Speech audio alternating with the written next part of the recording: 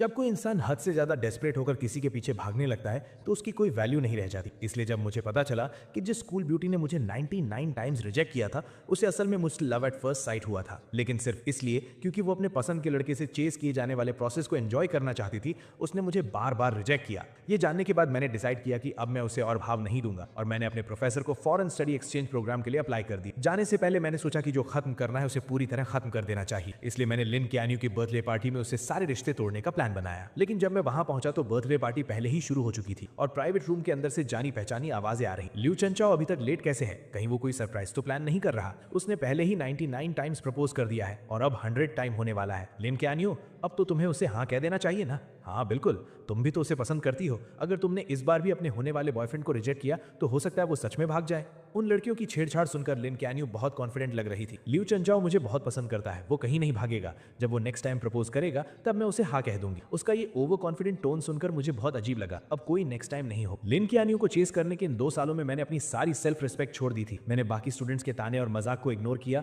और हर रोज उसे खुश करने के लिए नए नए तरीके आजमाए, लेकिन मेरे सच्चे प्यार का कभी कोई जवाब नहीं मिला। मैंने कई बार गिव अप करने का भी सोचा और न जाने कितनी रातें अकेले रोते हुए गुजारी, लेकिन अगले दिन मैं फिर से हिम्मत जुटाकर उसके पीछे लग जाता था। यहाँ तक कि उसके करीब रहने के लिए मैंने उस फॉरेन एक्सचेंज स्टूडेंट प्रोग्राम को भी लगभग छोड़ ही गया था, जिसे पाना बहुत मुश्किल था। जब तक कि उस दिन मैंने गलती से लिन कियान्यू का फोन नहीं देख लिया। तब मुझे पता चला कि लिन कियान्यू को भी मुझसे लव एट फर्स्ट साइट हुआ था। उसने मेरा contact name dear husband save किया हुआ था और उसकी गैलरी में मेरी हजारों फोटोज थी। लेकिन ये जानने के बाद कि वो भी मुझे पसंद करती है, मुझे बिल्कुल भी खुशी नहीं हुई, बल्कि मुझे बहुत गुस्सा आया और सब कुछ एक मजाक लगने लगा। मैं थक चुका हूँ, मैंने हार मान ली है। अब मैं बस जाना चाहता हूँ और लिन कियान्यू की दुनिया से हमेशा के लिए गायब होना चाहता हूँ। जैसे ही मैंने दरवाजा खोला, रूम के अंदर की बातें अचानक रुक गईं। सबने बड़ी चालाकी से मुंह घुमा लिया और दूसरी बातें करने लगे, जैसे उन्होंने मुझे देखा ही ना हो।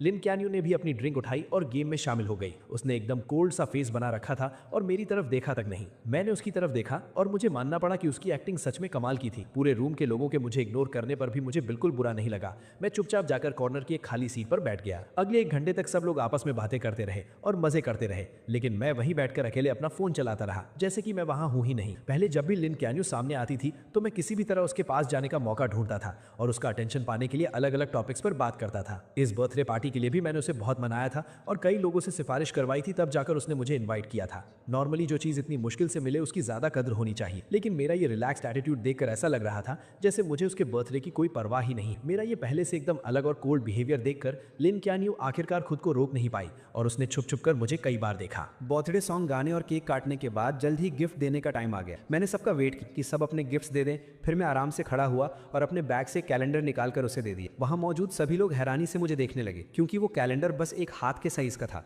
और उसमें सिर्फ 30 पेजेस थे। वो देखने में बहुत ही सस्ता लग रहा था। मुझे फर्क नहीं पड़ा कि बाकी लोग क्या सोच रहे हैं। मैंने बस लिन कियान्यू की तरफ देखा और आराम से कहा, लिन कियान्यू, आज से तुम हर दिन इसका एक पेज फाड़ना। जब तुम आखिरी पेज पर पहुंचोगी तो तुम्हारे लिए एक सरप्राइज होगा और वही मेरा तुम्हारे लिए लेट बर्थडे गिफ्ट है। ये सुनते ही उसके कुछ रूममेट जोर जोर से हंसने लगे। 100 टाइम प्रपोज करने का प्लान है क्या? तुम में सच में बहुत हिम्मत है। 2 साल हो गए और तुम अभी भी लगे हुए हो। तुम सच में कियान्यू को बहुत पसंद करते हो ना? उनकी इन बातों को सुनकर लिन कियान्यू ने भी यही सोचा कि ये 100th प्रपोजल का काउंटडाउन कैलेंडर है। उसके होंठों पर हल्की सी स्माइल आई, लेकिन उसने तुरंत उसे छुपा लिया और फिर से अपना कोल्ड फेस बना लिया। मैंने बस ये कहा था कि जब तुम 100 टाइम्स प्रपोज कर लोगे तब मैं इसके बारे में सोचूंगी। मैंने ये नहीं कहा था कि मैं पक्का हाँ कह दूंगी। मुझे पता था कि वो सब गलत समझ रहे थे। आखिरी पेज फाड़ने वाला दिन मेरे प्रपोज करने का दिन नहीं था, बल्कि वो दिन था जब मैं उसकी दुनिया से पूरी तरह गायब होने वाला था। मैंने कुछ एक्सप्लेन नहीं किया, बस हल्का सा हंसा और बोला, लिन कियान्यू, मैं इतने टाइम से तुम्हारे पीछे हूँ लेकिन तुम्हें इंप्रेस नहीं कर पाया। मैं सच में जानना चाहता हूँ कि आखिर तुम्हारा आइडियल टाइप कैसा है। मेरे ये पूछते ही पूरा रूम शांत हो गया और सब उसकी तरफ एक अजीब सी नजरों से देखने लगे। लिन कियान्यू ने मेरी तरफ घूर कर देखा, कुछ सेकंड्स तक चुप रही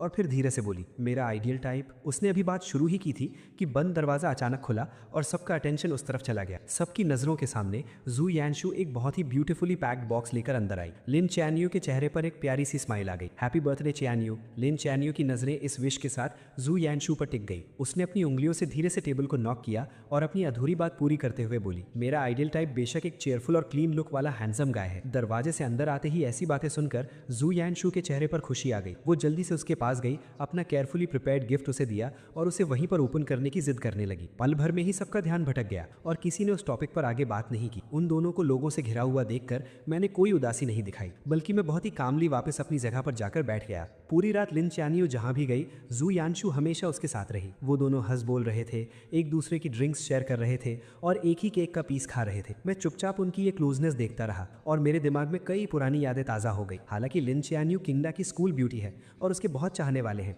लेकिन वो हमेशा लड़कों से दूर ही रहती है। उसका इकलौता एक्सेप्शन जू यानशु है, जिसके साथ वो बचपन से बड़ी हुई है। वो उसके बिखरे बालों को सेट करती है, क्लासेस में उसके साथ बैठती है और उसका बैग उठाती है और उसके लिए दूसरे कॉलेजेस की लड़कियों से बेट लगाकर कम्पीट करती है। उसकी ये सारी स्पेशल ट्रीटमेंट मेरे दिन में कांटों की तरह चुभती थी। लेकिन सच्चाई पता चलने वाले दिन मुझे समझ आया कि भले ही लिन च्यानियो और जू यानशु बचपन के दोस्त हों, लेकिन पहले वो इतने क्लोज नहीं थे। जू यानशु पूरा दिन लिन च्यानियो के पीछे घूमती थी, लेकिन उसने कभी उसे भाव नहीं दिया था। मेरी एंट्री के बाद ही उसने जानबूझकर मेरे सामने जू यानशु के साथ क्लोज होने का नाटक शुरू किया था, सिर्फ इसीलिए ताकि मुझे जेलस फील हो और मैं उसे चेज करने के लिए और ज्यादा मोटिवेट हूँ। इसीलिए अब लिन च्यानियो को मेरे सामने ये सब नाटक देखकर मुझे सिर्फ हंसी आ रही थी। मैंने अपना ग्लास नीचे रखा, खड़ा हुआ और वॉशरूम चला गया। मैंने अपने चेहरे पर पानी के छींटे मारे, जिससे मुझे थोड़ा होश आया। मैंने अपने बैग से टिश्यू निकाला और चेहरे से पानी पोंछने लगा। मेरा चेहरा ढका हुआ था, इसलिए मुझे पता ही नहीं चला कि अचानक कोई मेरे पास आकर खड़ा हो। जब मैंने जू यानशु की वो अजीब सी ताने मारने वाली आवाज सुनी, तब मुझे एहसास हुआ कि कुछ गड़बड़ है। लोचेंजो,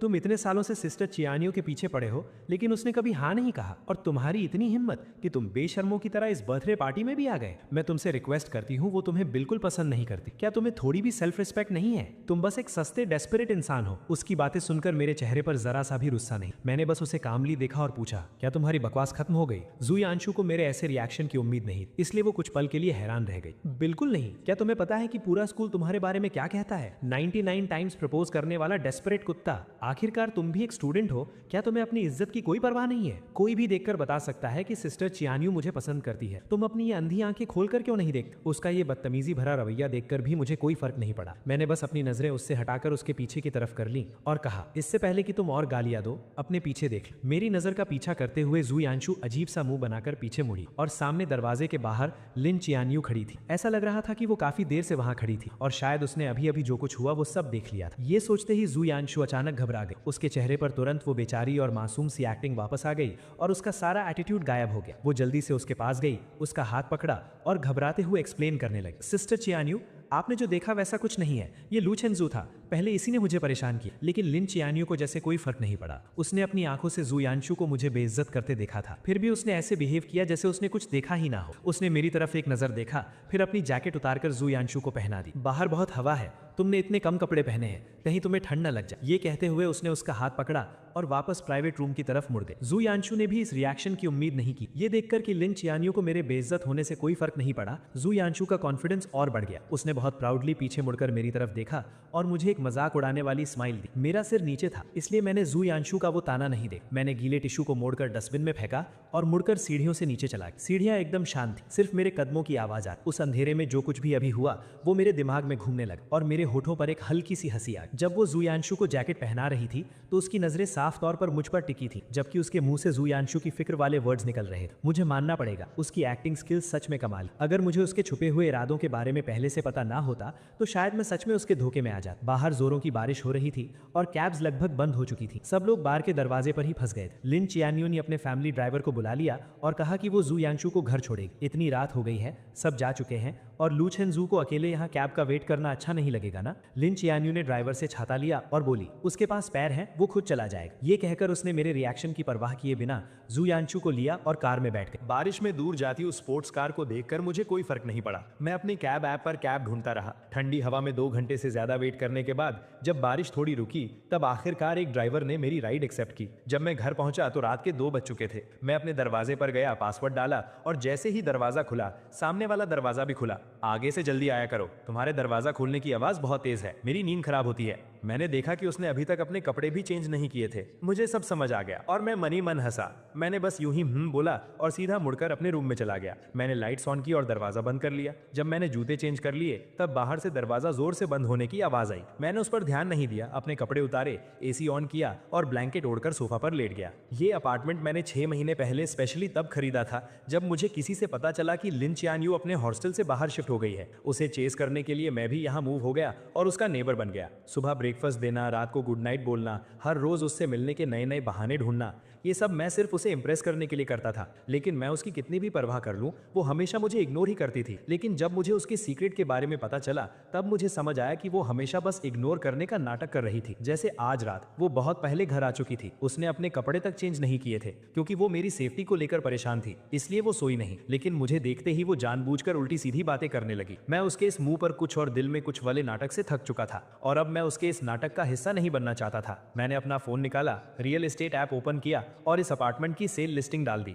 क्योंकि मैंने जाने का फैसला कर लिया था, तो अब सब कुछ पूरी तरह से खत्म करना ही सही था। अगली सुबह एजेंट घर चेक करने आई। मैं नींद में उठा, दरवाजा खोला और उसे घर की सारी डिटेल्स बता दी। सब देखने के बाद मैं उसे बाहर छोड़ने ही वाला था कि सामने वाला दरवाजा खुल गया। लिन चियान्यू कार की कीज लेकर बाहर जा रही थी। मेरे साथ एक अनजान औरत को देखकर उसकी भौहें अचानक सिकुड़ गईं। ये कौन है? ये मेरी कजन सिस्टर है, कुछ सामान देने आई थी। मैंने बिना किसी झिझक के झूठ बोल दिया। मेरे पास खड़ी एजेंट हैरानी से मुझे देखने लगी, लेकिन वो बहुत प्रोफेशनल थी, इसलिए उसने मेरा झूठ पकड़ा नहीं और एक बहाना बनाकर वहां से चली गई। मैं वापस रूम में गया, कपड़े चेंज किए और स्कूल जाने का प्लान बनाया। लेकिन जैसे ही मैं मुड़ा, एलिवेटर के सामने कोई खड़ा था और रास्ता रोक रखा था। मैंने सिर उठाकर देखा तो वो लिन चियान्यू थी। मुझे थोड़ा अजीब लगा, क्या वो अभी बाहर नहीं जा रही थी? वो अभी तक गई क्यों नहीं? लिन चियान्यू ने मेरी आंखों में वो कंफ्यूजन देखा और थोड़ी ऑकवर्ड होते हुए बोली, आज मैं तुम्हें स्कूल ड्रॉप कर दूंगी। मुझे समझ नहीं आ रहा था कि आज वो एक अलग इंसान की तरह बिहेव क्यों कर रही है, तो मैंने सिर हिलाकर मना कर दिया। लेकिन वो किसी बीमार इंसान की तरह मुझे ड्रॉप करने की जिद करने लगी। उसने बहुत से बहाने बनाए, लेट होने से लेकर रास्ते में पढ़ने तक। जब लगा कि वो एनवायरनमेंट सेव करने वाला बहाना भी देने ही वाली है,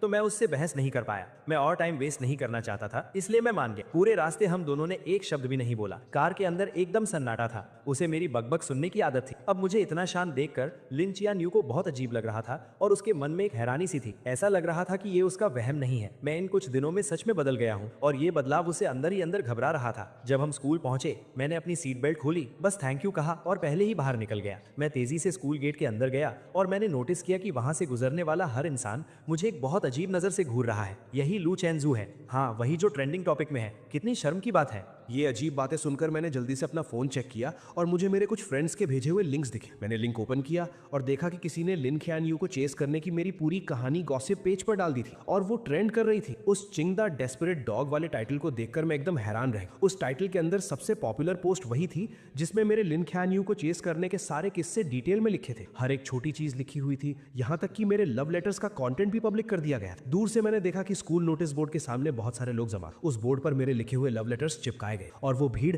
उन पर हंसते हुए मजाक उड़ा रही। अरे बाप रे, तुम्हारी आंखों में डूब जाना कितना क्रिंजी है। 99 लव लेटर्स। ये लव स्ट्रक लोग कितने डरावने होते हैं। क्या ये चिंगदा का नंबर 1 जीनियस नहीं है? ये इतना डेस्परेट कैसे हो सकता है? ये बेइज्जती भरे ताने सुनकर मेरा दिल बैठ। मैं सीधा भीड़ के बीच घुसा और एक एक करके सारे लेटर्स फाड़ने लगा। जब मैं आखिरी लेटर फाड़ रहा था, तभी मेरे कानों में जू यानशु की तीखी और कड़वी आवाज, सिस्टर ख्यान्यू, लू चेंजू ने आपको इतनी बार प्रपोज किया है, आपको उसके लिए कितनी फीलिंग्स हैं? लिन ख्यान्यू की आवाज हमेशा की तरह एकदम ठंडी थी। उसने सिर्फ एक शब्द, जीरो। दोनों मेन कैरेक्टर्स को मौके पर देखकर और मुझे सरेआम इस तरह बेइज्जत होते हुए देखकर भीड़ की हंसी और भी तेज और बेकाबू हो गई। कुछ तमाशा देखने वालों ने जानबूझकर मुझे ताना मारते हुए पूछा, लू चेंजू, तुमने 99 टाइम्स प्रपोज किया और बदले में तुम्हें जीरो मिला, क्या तुम्हें और मेहनत नहीं करनी चाहिए? तुम्हारा नेक्स्ट प्रपोजल कब होने वाला है? हम सब भी देखने आएंगे और तुम्हें कुछ टिप्स भी देंगे, कैसा रहेगा? मैंने अपने हाथों में उन फटे हुए लव लेटर्स को कसकर पकड़ ली, इतनी जोर से कि मेरी उंगलियां सफेद पड़ गई। कुछ बातें मेरे होठों तक आईं और मैं कुछ बोलने ही वाला था, लेकिन चारों तरफ से मुझे घूरती उन नजरों को देखकर मैंने खुद को रोक लिया। मैंने अपने हाथों में उन लेटर्स को हवा में ऊंचा उठाया जैसे कोई बैटल फ्लैग लहरा रहा हो और जोर से अनाउंस, ठीक है, 100वां प्रपोजल स्कूल के सेंट्रल स्क्वायर में 3 दिसंबर की सुबह 9 बजे। पूरे स्कूल के स्टूडेंट्स अपने दोस्तों के साथ इसे देखने के लिए इनवाइटेड है। ये कहने के बाद मैंने परवाह नहीं की कि वहां खड़े लोग क्या रिएक्शन दे रहे हैं। मैं अपना सिर ऊंचा करके पूरे कॉन्फिडेंस के साथ वहां से चला गया। उस सुबह मैं अपनी क्लासेस में नहीं गया। मैं वापस घर आ गया और मैंने अपने पास रखे उन सभी लव लेटर्स को एक एक करके फाड़ा, उन्हें जलाकर राख कर दिया और फिर फ्लश कर दिया। वीकेंड पर एक क्लब जो काफी टाइम से इनएक्टिव था, उसने अचानक मीटअप का मैसेज भेजा। मुझे वैसे भी अपनी क्लब रेजिग्नेशन एप्लीकेशन देनी थी, तो मैं वहां चला गया। लेकिन जैसे ही मैंने दरवाजा खोला, मैंने देखा कि लिन ख्यान्यू, जो कभी इन इवेंट्स में नहीं आती थी, वो भी आज हैरानी से वहां मौजूद। मैंने उसे इग्नोर किया और सीधा कॉर्नर में जाकर बैठ गया। मुझे देखते ही जू यानशु के कुछ दोस्तों ने नाटक शुरू कर। ख्यान्यू यहाँ आने के लिए कैसे मान गई? बेशक इसीलिए क्योंकि यानशु को पार्टी करना पसंद है। सब जानते हैं कि हमारी स्कूल ब्यूटी सिर्फ यानशु की बात मान। मुझे उनके इन सस्ते नाटकों में कोई इंटरेस्ट नहीं, इसलिए मैंने बस कुछ ऑरेंजेस लिए और उन्हें छील कर खाने। जब सब लोग जमा हो गए तो प्रेसिडेंट ने गेम शुरू करने की अनाउंसमेंट। मुझे कोई इंटरेस्ट नहीं था, लेकिन मुझे जबरदस्ती खींचा गया और मुझे बिना मन के इस बोरिंग ट्रूथ और डेयर गेम को खेलना पड़ा। 7-8 राउंड्स के बाद आखिरकार लिन खयान यू हार गई। सब लोग एक्साइटमेंट भी चिल्लाने लगे। लिन स्कूल ब्यूटी को डेयर मिला है, कमरे में मौजूद किसी भी ऑपोजिट जेंडर को 3 मिनट तक किस करना। जल्दी बताओ स्कूल ब्यूटी ये डेयर पूरा करने के लिए किसे सिलेक्ट कर। मुझे पता था कि वो मुझे नहीं चुनेगी और मुझे फर्क भी नहीं पड़ता था कि वो किसे चुनती। मैं बस अपना सिर नीचे किए अपने हाथ में रखे डाइस के साथ खेलता रहा और बिल्कुल मेरी उम्मीद के मुताबिक लिन खयान यू ने जू यानशु को चुना। लेकिन उसने एक शर्त रखी कि कमरे की सारी लाइट्स बंद कर दी जाएं। कमरे में घुप अंधेरा था और सिर्फ सांसों की आवाजें सुनाई दे रही। 3 मिनट बाद लाइट्स ऑन हो। लिन क्यान्यू आकर अपनी जगह बैठ गई, लेकिन जोयांशु वहीं खड़ी हैरान थी और उसका चेहरा उतरा हुआ था क्योंकि लिन क्यान्यू ने उसे किस नहीं किया था। मैंने बस एक नजर उसकी तरफ देखा, तभी प्रेसिडेंट ने नेक्स्ट राउंड शुरू करने को कहा। मैंने अपने हाथ की 3 डाइस बिना सोचे समझे फेंक दी। बदकिस्मती से तीनों डाइस पर 1 आया, जो सबसे लोवेस्ट स्कोर था। मैंने बिना कुछ कहे कार्ड्स के पाइल से एक कार्ड निकाला और वो वही सेम डेयर था, बिल्कुल सेम पनिशमेंट। पल भर में कमरे के सभी लोग एक्साइट हो गए और उनकी नजरें मेरे, लिन क्यान्यू और जोयांशु के बीच घूमने लगी। मैंने ऐसे प्रिटेंड किया जैसे मैं कुछ देख ही नहीं रहा। मैंने गेम का पॉइंटर घुमा दिया और वो मेरे सामने बैठी एक जूनियर गर्ल पर जाकर रुका। सबको लगा कि मैं पीछे हटने वाला हूँ। मैंने उस जूनियर से कहा, सॉरी, तुम्हें थोड़ी परेशानी होगी। वो जूनियर एकदम कंफ्यूज थी और बस खड़ी होने ही वाली थी कि अचानक लिन क्यान्यू झटके से खड़ी हुई और उसने अपनी चेयर को लात मारकर गिरा दी। जब किसी को समझ नहीं आ रहा था कि क्या हुआ, उसने ठंडे स्वर में बात काटते हुए कहा, बहुत देर से खेल रहे हैं, मैं थक गई हूँ, अब ब्रेक का टाइम है ना। उसके रूममेट्स भी हाँ में हाँ मिलाने लगे, तो प्रेसिडेंट को मजबूरन पनिशमेंट को होल्ड पर रखना पड़ा। ब्रेक के दौरान कुछ लड़कियों ने कहा कि उन्हें भूख लगी। रूममेट्स तुरंत कमरे के लड़कों को नीचे खाने पीने का सामान लाने के लिए ले गए और उन्हें गए हुए 20 मिनट हो गए। उन्हें वापस आता ना देख प्रेसिडेंट और वेट नहीं करना चाहता था, इसलिए उसने गेम कंटिन्यू करने की अनाउंसमेंट की। मैंने अपना फोन नीचे रखा और चारों तरफ देखा। तब मुझे पता चला कि वो जूनियर वहां नहीं थी। सच कहूं तो लिन क्यान्यू को छोड़कर वहां कोई भी लड़की नहीं थी। मुझे गेस करने की जरूरत नहीं थी। मुझे पता था कि ये लिन क्यान्यू ने जानबूझकर किया है, लेकिन मैं उसके प्लान को सक्सेसफुल नहीं होने देना चाहता था। इसलिए मैंने अपने सामने रखा 500 ml का ग्लास उठाया और सबकी तरफ इशारा की। मैंने जिस पार्टनर को सिलेक्ट किया था वो जा चुका, इसलिए गेम के रूल्स के हिसाब से मैं ड्रिंक खत्म करके अपनी पनिशमेंट पूरी करूंगा। ये कहने के बाद मैंने बिना कोई एक्सप्रेशन बदले पूरा ग्लास एक सांस में खत्म कर दी। लिन क्यान्यू को उम्मीद नहीं थी कि मैं उसे चुनने के बजाय ड्रिंक पीना चूज करूं। उसका चेहरा तुरंत गुस्से से डार्क हो गया। उसने मेरी तरफ देखा जिसका चेहरा अब लाल हो रहा था और अपने हाथ में पकड़े डाइस को इतनी जोर से दबाया कि उससे आवाज आने लगी। आधे लोगों के चले जाने के बाद गेम में कोई मजा नहीं बचा था, इसलिए वो पार्टी वहीं खत्म हो गई। मैं नशे में झूमता हुआ सबके जाने का वेट करता रहा। फिर मैंने अपने बैग से क्लब रेजिग्नेशन एप्लीकेशन निकाली और प्रेसिडेंट को दे दी। दीवार के सहारे मैं नीचे जाने की कोशिश करने लगा। मैं सीढ़ियों के पास पहुंचा ही था कि मुझे धुंधला धुंधला जोयांशु दिखाई दी। मैं उसे इग्नोर करके साइड से निकलने ही वाला था कि उसने मेरा हाथ जोर से पकड़ लिया। उसकी आंखों में बहुत गुस्सा था। अभी लाइट्स ऑन होने के बाद तुमने मुझे उस अजीब नजरों से क्यों देखा था? मैं तुम्हें बता दूं, भले ही सिस्टर क्यान्यू में मुझे किस नहीं किया, उसका भी एक रीजन था। वो मेरी रिस्पेक्ट करती है। उसकी बातें सुनकर मेरी हंसी छूटने ही वाली थी, लेकिन मुझे पता था कि इस वक्त मैं कुछ भी कहूँ जोयांशु नहीं समझेगी, इसलिए मैंने बस अपना सिर हिलाया और कहा, तुम बिल्कुल सही कह रही हो। ये कहकर मैंने उसका हाथ छुड़ाया और जाने लगा, लेकिन जोयांशु ने मुझे और जोर से पकड़ ली और लगातार मुझे गालियां देने लगी। हम दोनों के बीच धक्का मुक्की होने लगी। मेरे पैर वैसे ही लड़खड़ा रहे थे और उसके खींचने की वजह से मेरा बैलेंस बिगड़ गया। मैं सीधा पीछे की तरफ गिरा और उन ऊंची सीढ़ियों से नीचे लुढ़कता चला गया। जोयांशु भी घबरा गई और उसका बैलेंस बिगड़ गया, जिससे वो भी मेरे साथ सीढ़ियों से नीचे गिर गई। ऊपर से गिरने की आवाज सुनकर जो स्टूडेंट्स अभी ज्यादा दूर नहीं गए थे वो तुरंत मुड़े और वापस भागे। हम दोनों को इतनी बुरी तरह घायल देखकर सब घबरा गए। आखिर में लिन क्यान्यू ने किसी को कांटेक्ट किया और हमें अपने फैमिली हॉस्पिटल भेज दी। चेकअप के बाद डॉक्टर ने बताया कि मेरी हड्डी क्रैक हो गई है और अगर टाइम पर सर्जरी नहीं हुई तो मैं हमेशा के लिए डिसेबल्ड हो सकता हूँ।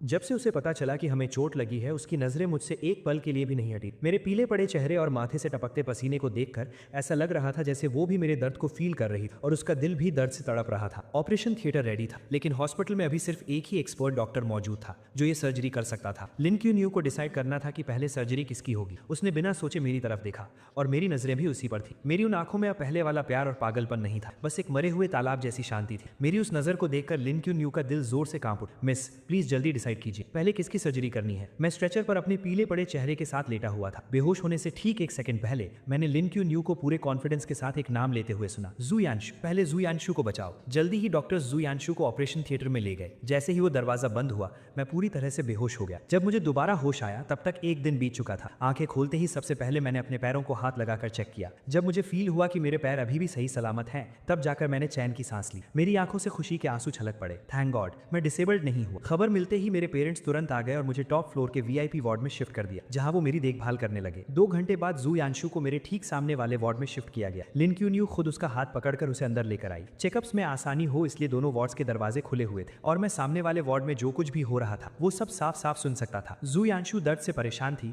तो लिन क्यून्यू को अलग अलग बातों से उसका ध्यान भटकाने की कोशिश कर रही थी। हॉस्पिटल का खाना उसे पसंद नहीं आ रहा था तो लिन क्यून्यू खुद घर जाकर उसके लिए लाइट और हेल्थी खाना बनाकर लाई। वार्ड में खाली बैठे उसे बोर फील हो रहा था तो लिन क्यून्यू उसके टाइम पास के लिए अलग अलग मजेदार चीजें लेकर आई। इन 10 दिनों में वो दोनों इतने क्लोज हो गए कि नर्सेस भी गॉसिप करने लगी कि क्या हॉस्पिटल के डायरेक्टर को उनका होने वाला दामाद मिल गया है। मैं चुपचाप ये सब सुनता रहा और मैंने कोई दखल नहीं दिया, लेकिन मुझे अच्छे से पता था कि लिन क्यून्यू ये सब नाटक सिर्फ मुझे दिखाने के लिए कर रही है। आखिरकार मैंने इस वार्ड का दरवाजा सैकड़ों बार बंद किया था, लेकिन हर बार दरवाजा बंद होते ही कोई नर्स चेकअप के लिए आ जाती। ये कोई इत्तेफाक तो बिल्कुल नहीं। डिस्चार्ज वाले दिन मुझे बेसमेंट पार्किंग में वो दोनों फिर मिल गए। मुझे आता देख लिन क्यून्यू ने व्हील चेयर पर बैठी जू यांशु को उठाया और कार में बिठा दिया। लू चेंजो, मैंने सुना है तुम क्यून्यू के घर के सामने ही रहते हो, चलो हम तुम्हें ड्रॉप कर देते हैं। मैं उनसे कोई बात नहीं करना चाहता था तो मैंने बिना सिर उठाए सीधा अपनी कैब में बैठ गया। जब कैब मेरे अपार्टमेंट के नीचे पहुंची मैंने अपने पेरेंट्स की हेल्प लेने से मना कर दिया और अपनी क्रचेस के सहारे अकेले ही घर चला गया। एलिवेटर बेसमेंट 1 से फर्स्ट फ्लोर पर आई। लिन क्यून्यू जिसे जू यांशु को घर छोड़ने जाना था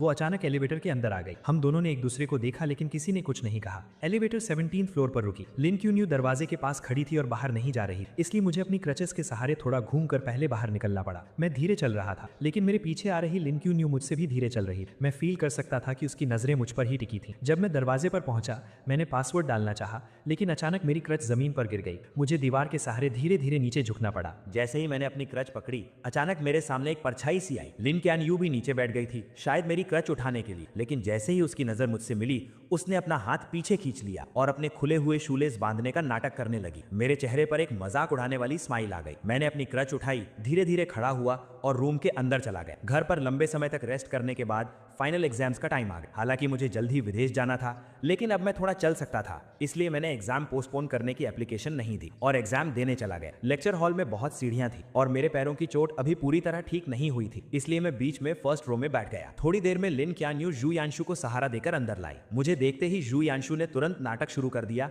कि उसके पैर में दर्द है और उसे फर्स्ट रो में ही बैठना है। लिन क्यान यू उसे मेरे बगल वाली सीट तक ले आई और खुद दीवार के साथ वाली सीट पर बैठ गए। एग्जाम जल्द ही शुरू हो गया। जू यांशु ने वेट किया और जैसे ही टीचर आखिरी सीढ़ी से नीचे उतरा उसने चुपके से पेपर की एक चिट मेरी डेस्क पर फेंक दी जो बीच के आयल से पार होकर मेरे पास आई। मेरा पेन पकड़ा हुआ हाथ रुक गया। मुझे कुछ समझ आता उससे पहले ही टीचर मुड़ा और उसने मुझे डांट दी। एग्जाम से पहले ही मैंने बार बार कहा था कि मार्क्स कम आए तो चलेगा लेकिन कैरेक्टर पर कोई सवाल नहीं उठना चाहिए। चीटिंग बिल्कुल अलाउ नहीं और तुमने जानबूझकर ये गलती की है। लू चेन चाओ, तुम्हारा एग्जाम कैंसिल किया जाता है। तब जाकर मुझे समझ आया कि यू यांशु का असली प्लान क्या था, लेकिन मैं चुपचाप ये इल्जाम अपने सिर नहीं लेना चाहता था। मैं तुरंत खड़ा हुआ और अपने डिफेंड में कहा कि सीसीटीवी फुटेज चेक किया जाए। बदकिस्मती से सुबह ही टीचिंग बिल्डिंग की इलेक्ट्रिसिटी कट गई थी, इसलिए क्लास का सीसीटीवी कैमरा चालू नहीं था। यू यांशु के चेहरे पर हैरानी से खुशी में बदलते हुए एक्सप्रेशन को देखकर मुझे बहुत गुस्सा आ रहा था। लिन क्यान यू यांशु के बगल में बैठी और उसने सब कुछ अपनी आंखों से देखा था। टीचर भी किसी बेकसूर को सजा नहीं देना चाहता था, इसलिए उसने तुरंत लिन क्यान यू को आगे बुलाया। किंगडा की टीचिंग बिल्डिंग लिन फैमिली ने ही इन्वेस्ट की थी। लिन क्यान यू को किसी की चापलूसी करने की जरूरत नहीं और वो हमेशा फेयर रहती, इसलिए टीचर्स और स्टूडेंट्स के बीच उसकी बात को बहुत अहमियत दी जाती। पूरी बात सुनने के बाद लिन क्यान यू ने आंखें उठाकर मुझे देखा और फिर बहुत ही कामनेस के साथ बोली, जिसने चीटिंग की वो यू यांशु नहीं है। उसके ये कहते ही मेरे ऊपर लगा इल्जाम पक्का हो। लू चेन चाओ, अब तुम्हारे पास क्या बहाना है? तुमने चीटिंग की, उसे एक्सेप्ट भी नहीं कर रहे और उल्टे अपनी क्लासमेट पर इल्जाम लगा रहे हो। तुम सच में सुधरने वाले नहीं। तुम्हारे पिछले मार्क्स भी कहीं चीटिंग से तो नहीं आए थे? कुछ भी हो जाए इस बार मैं इसे पूरे स्कूल में अनाउंस करके तुम्हें पनिश करूंगा। मैं अपनी जगह पर ही खड़ा रह गया। मुझे ऐसा लगा जैसे मैं किसी बर्फ की खाई में गिर गया। मुझे लगा था कि सही और गलत के बीच फैसले के वक्त लिन क्यान यू हमेशा अपने प्रिंसिपल्स को फॉलो करेगी, इसलिए मैंने उसका नाम लिया। लेकिन मुझे बिल्कुल उम्मीद नहीं थी कि सब कुछ अपनी आंखों से देखने के बावजूद वो यू यांशु को बचाने के लिए झूठ बोलेगी। अब मैं कितनी भी सफाई दे दूं सब बेकार था। मैंने लिन क्यान यू को गहरी नजरों से देखा और बिना एक शब्द कहे वहां से चला गया। मेरी उन लाल आंखों को देखकर लिन क्यान यू अचानक घबरा गई। वो बिना सोचे मेरे पीछे आई और मेरा रास्ता रोक। लू चेन चाओ, मुझे पता है इस मामले में गलती यांशु की थी, लेकिन वो बहुत सेंसिटिव है। मैं नहीं चाहती कि लोग उसके बारे में बातें बनाएं। उसने मुझे एक बार भी सॉरी नहीं कहा, बस यू यांशु हिमांशु को डिफेंड करने में लगी हुई थी। मुझे तो शक होने लगा था कि उस दिन जो फोटोज मैंने देखी थी वो कहीं कोई सपना तो नहीं था। तो इसी वजह से तुमने मुझे फंसाने में उसकी मदद की। वो लोगों के ताने नहीं सह सकती, लेकिन मैं सह सकता हूं, है ना? लिन चैन यू, तुम्हें लगता है कि मैंने तुम्हें 99 टाइम्स प्रपोज किया है तो मैं बहुत बेशर्म हूं और मैं इतना स्ट्रांग बन चुका हूं कि मुझे किसी की बातों से कोई फर्क नहीं पड़ता। मेरी ये हालत देखकर लिन चैन यू की बाई आंख फड़कने लगी। उसने सीधा मेरा हाथ पकड़ा और बोली, मेरा वो मतलब नहीं था, ये सिर्फ एक एग्जाम है, क्रेडिट्स बाद में मेकअप किए जा सकते हैं। आज तुम्हारे साथ जो भी नाइंसाफी हुई है मैं आगे चलकर उसे ठीक करने का कोई ना कोई रास्ता निकाल लूंगी। ठीक करना? तुम तो मुझे पसंद भी नहीं करती, फिर इसे कैसे ठीक करोगी? मेरा ये मजाक उड़ाने वाला टोन सुनकर लिन चैन यू का दिल बैठ गया और वो लगभग अपने दिल की बात बोलने ही वाली थी। किसने कहा मैं पसंद नहीं करती? ये बोलते ही उसे एहसास हुआ कि उसने कुछ गलत बोल दिया है। उसने जल्दी से खुद को रोका और कहा, तुम मुझ पर ट्रस्ट करो, तुम्हारे 100th प्रपोजल के दिन मैं तुम्हें सब कुछ वापस लौटा दूंगी। लिन चैन यू बस यही कहने वाली थी कि वो मेरे प्रपोजल को पक्का एक्सेप्ट कर लेगी। पहले वो इतनी आसानी से अपनी फीलिंग शो नहीं करती थी, लेकिन अब मुझे कोई फर्क नहीं पड़ता था। मैंने उसका हाथ झटक दिया और बोला, तो फिर उस कैलेंडर के पेजेस फाड़ती रहो और आखिरी दिन का वेट करो। मुझे अपना हाथ पीछे खींचते देख लिन चैन यू भी हैरान रह गई और आखिरकार उसकी आवाज थोड़ी सॉफ्ट हो गई। ठीक है, सिर्फ 3 दिन बचे हैं, मैं तुम्हें जरूर एक सेटिस्फैक्टरी जवाब दूंगी। मेरे जाने से 3 दिन पहले वो अपार्टमेंट जो मैंने सेल के लिए डाला था वो बिक गया। एजेंट कॉन्ट्रैक्ट लेकर आई और मैंने तुरंत साइन कर दिया। मैं 3 दिन बाद शिफ्ट हो जाऊंगा। इन कुछ दिनों में मैं घर का सारा सामान साफ कर दूंगा और नया ओनर तब यहां आ सकेगा। एजेंट ने डेट्स नोट की और मैं उसे एलिवेटर तक छोड़ने गया। दरवाजा खुलते ही लिन चैन यू 2 बैग्स लिए बाहर आई। उसने कुछ देर तक एजेंट को घूर कर देखा और फिर बहुत पोलाइटली कहा, गुड मॉर्निंग। एजेंट ने भी हैरानी में रिप्लाई किया, गुड मॉर्निंग। एलिवेटर के नीचे जाने के बाद मैं मुड़कर अपने रूम में जाने ही वाला था कि अचानक लिन चैन यू ने मुझे रोक लिया और अपने हाथ में पकड़ा एक बैग मेरी तरफ बढ़ा दिया। मैं बस वहां से गुजर रही थी। मैंने ये थोड़ा ज्यादा ले लिया है और मैं इसे खत्म नहीं कर पाऊंगी। क्या तुम थोड़ा ट्राई करना चाहोगे? मैंने उस बैग की तरफ एक नजर डाली। वो मेरे फेवरेट ड्राई फ्रूट्स थे। ये शॉप ईस्ट साइड में थी, जहां आने जाने में 2 घंटे लगते थे और वहां 1 घंटे की लाइन में लगना पड़ता था। वो स्पेशली मेरे फेवरेट स्नैक्स खरीदने गई थी और फिर उसे मुझे देने का बहाना ढूंढ लाई। मैंने बिना कुछ कहे वो बैग ले लिया, लेकिन घर के अंदर जाते ही मैंने उस बैग को हवा में उछाल कर फेंक दिया और वो सीधा डस्टबिन में जाकर गिरा। जाने से 2 दिन पहले मैं प्रिंटिंग शॉप गया और मैंने हजारों रुपए खर्च करके 5 उंगलियों के साइज के 10,000 कार्ड्स प्रिंट करवाए। मैं अपने पुराने हॉस्टल गया और अपने रूममेट्स को एक काम दिया। मैंने उनसे कहा कि 3 तारीख को वो मेन बिल्डिंग की छत पर जाएं और इन कार्ड्स को पूरे स्क्वायर पर उड़ा दें। रूममेट्स को भी पता था कि हाल ही में क्या हुआ है। मुझे अभी भी हार ना मानता देख वो सब मुझे समझाने लगे, चंचू रहने दो ना, लिन चैन यू ने तुम्हारे साथ इतना बुरा किया, तुम खुद को और क्यों तकलीफ दे रहे हो? हाँ यार, उसने सच में बहुत गलत किया है, तुम्हारा प्यार डिजर्व नहीं करती वो। हालांकि मैं मूव ऑन कर चुका था, लेकिन अपने दोस्तों को अपनी इतनी परवाह देख मुझे बहुत अच्छा लगा। मैंने कहा, टेंशन मत लो, मुझे पता है मैं क्या कर रहा हूं, तुम बस मेरे लिए वो कार्ड्स उड़ा देना। मैंने पहले ही एक क्लीनिंग कंपनी हायर कर ली है जो बाद में सब साफ कर देगी और मेरा प्रपोज करने का कोई प्लान नहीं है। मैं असल में हमेशा के लिए गुड बाय कहना चाहता हूं। मेरी बातें सुनकर वो सब हैरान रह गए। उन्हें समझ नहीं आया कि मेरे दिमाग में आखिर चल क्या रहा है। मैंने उन्हें थैंक यू बोला और मुड़कर वहां से चला गया। मुझे दूर जाते देखकर मेरे रूममेट्स ने कार्ड बॉक्स खोला और उसमें से एक कार्ड निकाला। उस पर सिर्फ एक लाइन लिखी थी, लू चेनजियू अब कभी लिन शैनियो को पसंद नहीं करेगा। जाने से 1 दिन पहले मैं स्कूल गया और अपनी सारी फॉर्मेलिटीज पूरी करने के बाद घर आकर पैकिंग शुरू कर। मुझे यहाँ शिफ्ट हुए सिर्फ आधा साल हुआ था, इसलिए मेरे पास ज्यादा सामान नहीं, लेकिन जो था उसमें से ज्यादातर लिन शैनियो से जुड़ा। मैंने कुछ बॉक्सेस लिए और उन सब चीजों को उसमें भेज। वो स्कार्फ जिससे बुनने में मुझे आधा महीना लगा था, मैंने उसे उधेड़ कर सिर्फ एक धागे का गोला बना। वो सिरामिक वेस्ट जो उसने चैरिटी में दिया था और मैंने उसे बहुत मुश्किल से ऑक्शन में खरीदा। मैंने उसे तोड़कर टुकड़े टुकड़े कर दी। जो लव लेटर्स मैंने रातों को जागकर उसके लिए लिखे थे, मैंने वो सब पेपर श्रेडर बॉक्स डस्टबिन में। उन सारी चीजों के जाते ही मेरा और लिन शैनियो का सारा पास्ट खत्म। आखिर में घर में सिर्फ 2 कपड़े बचे। ये वही शर्ट और लूज ब्लैक जीन्स थी जो उसने उस दिन पहनी थी जब हम पहली बार मिले। मैंने माचिस जलाई और उन्हें जलाकर राख कर दी। जब मैं खड़ा हुआ तो मैंने देखा कि लिन शैनियो कुछ ही दूरी पर खड़ी थी। मैंने बहुत कामली उससे कहा, बस कुछ फालतू का कचरा साफ कर, और मुड़कर अपस्टेयर्स चला। अगले दिन सुबह होते ही मैं सामने वाले दरवाजे की आवाजों से उठ गया। मैंने नींद में अपनी आंखें खोली और टाइम देखने के लिए अपना फोन उठाया। तभी मैंने नोटिफिकेशन बार में लगातार आते हुए ढेरों मैसेजेस देखे। मुझे समझने में थोड़ा टाइम लगा कि ये सारे मैसेजेस 20 से ज्यादा लोगों के ग्रुप से आ रहे हैं। 1 साल पहले लिन शैनियो की पसंद जानने के लिए मैं चुपके से इस ग्रुप में जुड़ा था। मैं उस ग्रुप से लीव होना भूल गया और लिन शैनियो को भी नहीं पता था कि मैं उस इतनी सुबह सुबह जो लोग बातें कर रहे थे वो लिन शैनियो की हॉस्टल फ्रेंड्स थी। जैनियो इतनी जल्दी उठ गई,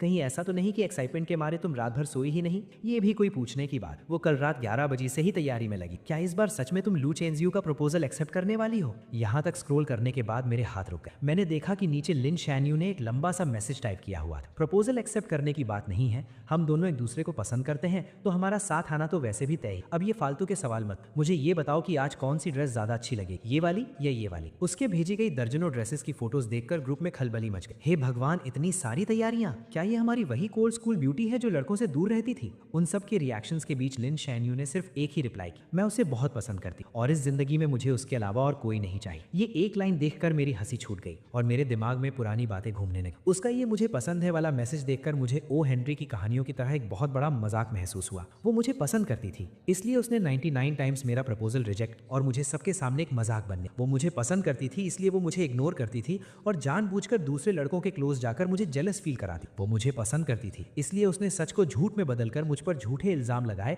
और मेरी सच्ची फीलिंग्स को पैरों तले रौंद दिया। अगर उसका प्यार ऐसा है तो मुझे ऐसा प्यार नहीं चाहिए। ग्रुप चैट में मैसेजेस अब और तेजी से आ रहे थे। हॉस्टल में रहने वाली कुछ लड़कियों ने वहां की कुछ फोटोज भेजी। अभी बस 7 बज रहे थे लेकिन स्क्वायर में पहले से ही बहुत भीड़ जमा हो गई। सब मेरा 100th प्रपोजल देखने आए थे। जैन्यू जल्दी आओ, कहीं ऐसा ना हो कि प्रपोजल शुरू हो जाए और तुम जो मेन हीरोइन हो तुम्हें अंदर घुसने की जगह नहीं मिले। मैं ग्रुप से बाहर निकलने ही वाला था कि मैंने देखा लिन चियनयू ने मुझे एक मैसेज भेजा था, मैं निकलने वाली हूँ और तुम। मैं भी निकलने के लिए तैयार हूँ, बस फर्क इतना है कि मैं हमेशा के लिए निकलने वाला हूँ। मुझे अचानक ये देखने का बहुत मन हुआ कि ग्राउंड पर उन कार्ड्स को हवा में उड़ता देखकर लिन चियनयू का रिएक्शन क्या हो। जब उसे पता चलेगा कि मैं देश छोड़कर जा चुका हूँ तो उसे कैसा फील होगा। लेकिन अफसोस मैं वो सब नहीं देख पाऊंगा। आज के बाद लिन चियनयू से मेरा कोई लेना देना नहीं है। मैंने आराम से अपनी पैकिंग खत्म की, मुड़कर उस खाली रूम को देखा और फिर अपना फोन निकालकर लिन चियनयू के सारे नंबर्स और अकाउंट्स ब्लॉक कर दी। ये सब करने के बाद मुझे इतनी शांति मिली जो मैंने पहले कभी फील नहीं की थी। मैंने अपना सूटकेस उठाया, मुड़कर दरवाजे से बाहर निकला और अपनी एक नई और बेहतरीन जिंदगी की तरफ कदम बढ़ा। 9 बजने में अभी 5 मिनट बाकी। स्क्वायर में इतनी भीड़ थी कि पैर रखने की भी जगह नहीं। यहाँ तक कि सिक्योरिटी गार्ड्स को भी ऑर्डर मेंटेन करने के लिए आना पड़ा। नीचे इतने सारे लोगों की भीड़ को देखकर मेरे रूममेट्स हैरान रह गए और खुशी से बातें करने लगे। इतने सारे लोग, इसका मतलब है जो भी होने वाला है वो तुरंत पूरे स्कूल में फैल जाएगा। ये अच्छा ही है, वरना चैन झू के जाने के बाद भी लोग पीठ पीछे उसके बारे में बातें करते रहेंगे। वो आपस में बातें कर ही रहे थे कि टाइम हो गया। 8:59 हो गए हैं। चैन झू पहुंच चुका होगा। जल्दी करो, जो कार्ड्स फेंकने वाले हैं और जो फोटोज क्लिक करने वाले हैं सब रेडी हो जाओ। हमें चैन झू के फ्लाइट में बैठने से पहले उसे ये नजारा जरूर दिखाना है। उनकी बात खत्म होते ही 9 बजे का अलार्म बज उठा। 2 लड़के राइट और लेफ्ट साइड में अपनी पोजीशन पर खड़े हो गए और विंडो पर रखे उन कार्ड्स के ढेरों को हवा में उड़ा दी। पल भर में ही वो सफेद कार्ड 16th फ्लोर की छत से हवा में तैरते हुए नीचे गिरने लगे। स्क्वायर में खड़े किसी कमजोर नजर वाले स्टूडेंट ने चिल्लाकर कहा, देखो स्नो गिर रही है, और सबने अपना सिर ऊपर उठा लिया। जैसे ही वो कार्ड्स नीचे गिरने वाले थे, लोगों ने उन्हें पकड़ने के लिए छलांग लगाई, ये देखने के लिए कि आखिर उन पर क्या लिखा है। और स्क्वायर के बिल्कुल बीच में खड़ी लिन चियनयू भी अपना सिर उठाकर ऊपर देख रही थी। उसके साथ खड़ी लड़कियां भी इस नजारे को देखकर हैरान थी। वाओ, ये कितने सारे हैं, कम से कम 10,000 कार्ड्स होंगे। लू चेंजू ने सच में बहुत मेहनत की। अपनी सहेलियों की ये तारीफें सुनकर लिन चियनयू का दिल भी उम्मीदों से भर गया। उसने अपना हाथ ऊपर किया और एक कार्ड कैच कर ली। उसने चेहरे पर स्माइल के साथ उसे पलटा, लेकिन जैसे ही उसने उस पर लिखे वर्ड्स पढ़े, उसके चेहरे की स्माइल वहीं जम गई। उसके बगल में खड़ी सहेलियां उसे चिढ़ाने के लिए आगे आईं, लेकिन कार्ड पर लिखे वर्ड्स देखकर उनकी भी आंखें फटी रह गई और वो हकलाते हुए बोली, ये इम्पॉसिबल है, पक्का कोई गलती हुई है। वो उसे दिलासा देते हुए नीचे गिरे बाकी कार्ड्स उठाने लगी और लिन चियनयू को दिखाने लगी, लेकिन उन नए कार्ड्स पर भी बिल्कुल सेम चीज प्रिंट थी। लू चेंजू अब कभी लिन चियनयू को पसंद नहीं करेगा। अब सब लोग सच में घबरा गए थे। उन्होंने जल्दी से अपने बगल में खड़े लोगों के हाथ से कुछ कार्ड्स छीन लिए, लेकिन उन्हें पढ़ने के बाद उनके दिलों का डर और बढ़ गया। ये कैसे पॉसिबल है? क्या ये प्रपोजल है? ये क्या बकवास लिखी? कहीं किसी ने जानबूझकर गड़बड़ तो नहीं की है? वो लोग अभी भी बहाने बना ही रहे थे कि तभी भीड़ में खड़े बाकी लोगों के हाथ में भी कार्ड्स आ गए और वो जोर जोर से चिल्लाने लगे, लू चेंजू अब कभी लिन चियनयू को पसंद नहीं करेगा। अरे तो ये प्रपोजल नहीं था यार, सबको यहाँ बेवकूफ बनाकर बुलाया गया सिर्फ ये क्लियर करने के लिए। इतनी मेहनत से प्रमोशन किया, अब तो पूरे स्कूल को पता चल गया। लोगों की तेज होती इन आवाजों और बातों को सुनकर लिन चियनयू के चेहरे का रंग धीरे धीरे उड़ गया। उसे ऐसा लगा जैसे किसी ने उसका दिल जकड़ लिया हो। उसके दिमाग में ऑक्सीजन की कमी होने लगी और सब कुछ ब्लैंक हो गया। उसकी आंखों में सिर्फ हैरानी और डर साफ दिखा जा सकता था। स्क्वायर में खड़े हजारों लोग पंजों के बल उठकर उसका रिएक्शन देखने की कोशिश कर रहे थे और सबकी उम्मीदों के मुताबिक उसने अपने हाथ के कार्ड्स फेंक दिए और तेज कदमों से मेन बिल्डिंग की तरफ भागने लगे। तमाशा देखने वाले लोग भी तुरंत उसके पीछे पीछे जाने लगे। आखिरी कार्ड्स का बंडल नीचे फेंकने के बाद रूममेट्स भी जाने की तैयारी कर रहे, लेकिन जैसे ही वो दरवाजे के पास पहुंचे, सामने से लिन चैनयू आ गई। वो अपनी सहेलियों के साथ भागकर ऊपर आई थी और कुछ ही सेकंड्स में उनके पीछे तमाशा देखने वालों की भारी भीड़ भी वहां आ गई। लिन चैनयू को देखकर रूममेट्स ने तुरंत उसे ताना मारना शुरू कर दी। ओहो, तो ये हमारी चिंगडा की स्कूल ब्यूटी है ना? क्या तुम कहती नहीं थी कि लू चेंजो तुम्हारे लायक नहीं है? तो फिर तुम इस बोरिंग से तमाशे में हिस्सा लेने क्यों आई हो? उनकी ये तानेबाजी सुनकर लिन चैनयू के हाथ कसकर मुट्ठी बन गए। उसका चेहरा गुस्से से लाल हो गया और उसने पूछा, क्या ये कार्ड्स तुम लोगों ने अपनी मर्जी से नीचे फेंके हैं? अपनी मर्जी शब्द सुनकर तीनों लड़के जोर से हंस पड़े। हमारी इतनी हिम्मत कहाँ? ये सब लू चेंजो ने बहुत सारे पैसे खर्च करके प्रिंट करवाए थे और बहुत मेहनत से स्कूल तक लेकर आया था। हम तो बस उसका आखिरी काम पूरा करने वाले मजदूर हैं। ये सुनकर पीछे खड़े स्टूडेंट्स आपस में फुसफुसाने लगे। लिन चैनयू को तो लू चेंजो पसंद नहीं था था ना। अब जब उस लड़के ने हार मान ली है तो ये इतनी बेचैन क्यों हो रही? तुम्हें क्या पता,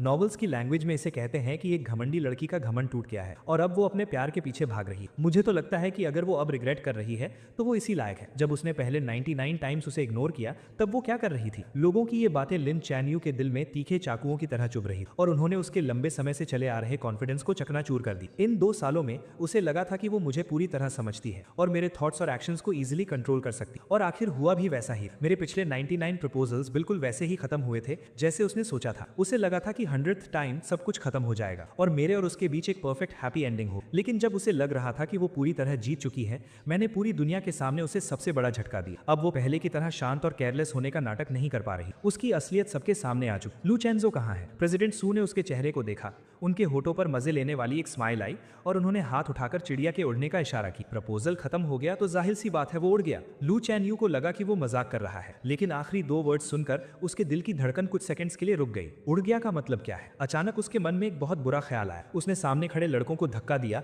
और छत की तरफ भागी। छत बिल्कुल खाली थी, वहां कोई नहीं था और सीढ़ियों और एलिवेटर में लोगों की इतनी भीड़ थी कि मेरा नीचे जाना इम्पॉसिबल था। क्या लू चेंसो आज स्कूल नहीं आया था? ये एहसास होते ही वो बुरी तरह घबरा गई और उसे समझ नहीं आ रहा था कि वो क्या करे। सिक्योरिटी गार्ड्स ने आखिरकार मेन बिल्डिंग में फंसी सारी भीड़ को बाहर निकाला। अपनी सहेलियों के सहारे लिन चैन यू नीचे आई। उसने देखा कि 7-8 स्वीपर्स जमीन से वो कार्ड्स साफ कर रहे थे। वो बिना कुछ सोचे नीचे झुकी और एक कार्ड उठाया जिस पर जूतों के निशान छपे थे। अब जब उसने उन वर्ड्स को देखा तो उसकी फीलिंग्स बदल चुकी थी। उसका गुस्सा और हैरानी अब एक कभी ना खत्म होने वाले डर और घबराहट में बदल चुके थे। कुछ नहीं होगा चैन यू, लू चेंजो ने ये सब पक्का उस सस्पेंशन वाले मामले के गुस्से में किया होगा। तुम वापस जाओ और उसे अच्छे से एक्सप्लेन करो। अपने दिल की सारी बातें उसे बता दो। वो तुम्हें बहुत पसंद करता है, वो तुम्हें पक्का माफ कर देगा। हाँ, उसने तुम्हें 2 साल चेज किया है और 99 टाइम्स प्रपोज किया है। इस बार वो पक्का बस ऐसे ही गुस्सा दिखा रहा है। तुम उसे थोड़ा सा मना लोगी तो वो मान जाएगा। हालांकि सब लोग उसे पॉजिटिव बातें बोलकर समझा रहे थे, लेकिन लिन चैन यू के सिक्स्थ सेंस उसे बता रही थी कि इस बार सब कुछ पहले से बिल्कुल अलग है।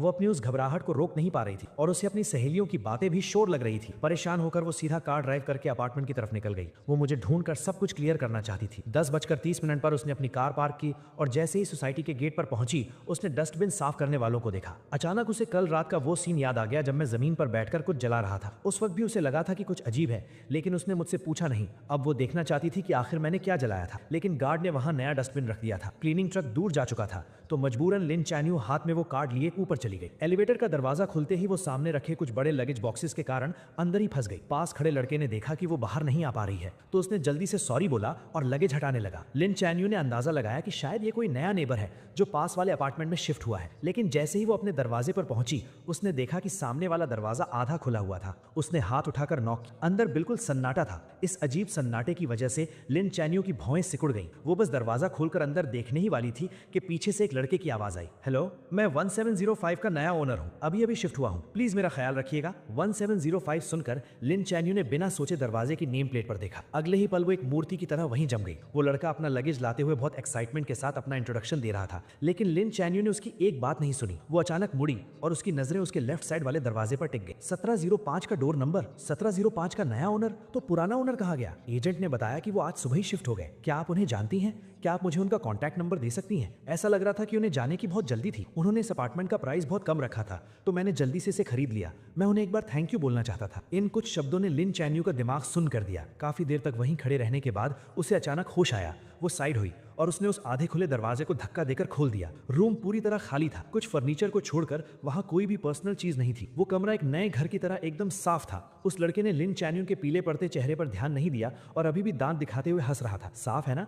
एजेंट ने बताया कि उस भाई ने 3 दिन तक सफाई की क्योंकि सारा सामान ले जाना मुश्किल था तो उसने बहुत सी चीजें फेंक भी दी। लिन चैन यू को याद ही नहीं था कि वो अपने घर वापस कैसे पहुंचे। जब उसे होश आया तो उसने खुद को दरवाजे के पास जमीन पर गिरा हुआ पाया। उसके पैरों में कोई जान नहीं बची थी और वो पूरी पसीने में भीगी हुई थी जैसे अभी अभी पानी से निकाली गई हो। उसने अपना फोन निकाला, वी चैट पर मेरी प्रोफाइल ओपन की और कांपते हाथों से कुछ वर्ड्स टाइप किए। तुम यहाँ से शिफ्ट क्यों हो गए? जैसे ही उसने सेंड बटन दबाया स्क्रीन पर एक लाल निशान आ गया। उस लाल निशान को देखकर उसकी आंखें कुछ सेकंड्स के लिए वहीं टिक गईं। फिर भी उसे यकीन नहीं हुआ तो उसने कुछ और मैसेजेस सेंड किए, लेकिन हर बार वही सेम फेल्ड मैसेज की वार्निंग आई। फोन की स्क्रीन को देखकर उसे ऐसा लगा जैसे किसी ने उसका गला घोंट दिया हो और उसकी सांस रुकने लगी। जैसे ही उसकी सांस रुकने वाली थी फोन बजा। उसने अपना हाथ हटाया और फोन उठाया। तभी उसे अपनी रूममेट की घबराई हुई आवाज सुनाई दी। चीएन चिएनयू, गड़बड़ हो गई, लू चेंजू इटली चला गया है। मैंने अभी अभी नोटिस बोर्ड पर एक्सचेंज स्टूडेंट लिस्ट में उसका नाम देखा है। ये बात लिन चिएनयू के दिल में किसी बिजली की तरह गिरी और एक तूफान ले आई। उसने कैबिनेट पकड़कर खड़े होने की कोशिश की, लेकिन उसके सुन्न पड़े पैर उसका साथ नहीं दे रहे थे। वो सीधे सिर के बल जमीन पर गिर पड़ी और उसका माथा दीवार के कोने से जोर से टकराया। वहां एक गहरा घाव हो गया और खून तेजी से बहने लगा। पास गिरे फोन से घबराई हुई आवाजें आ रही थी। तुम्हें क्या हुआ है?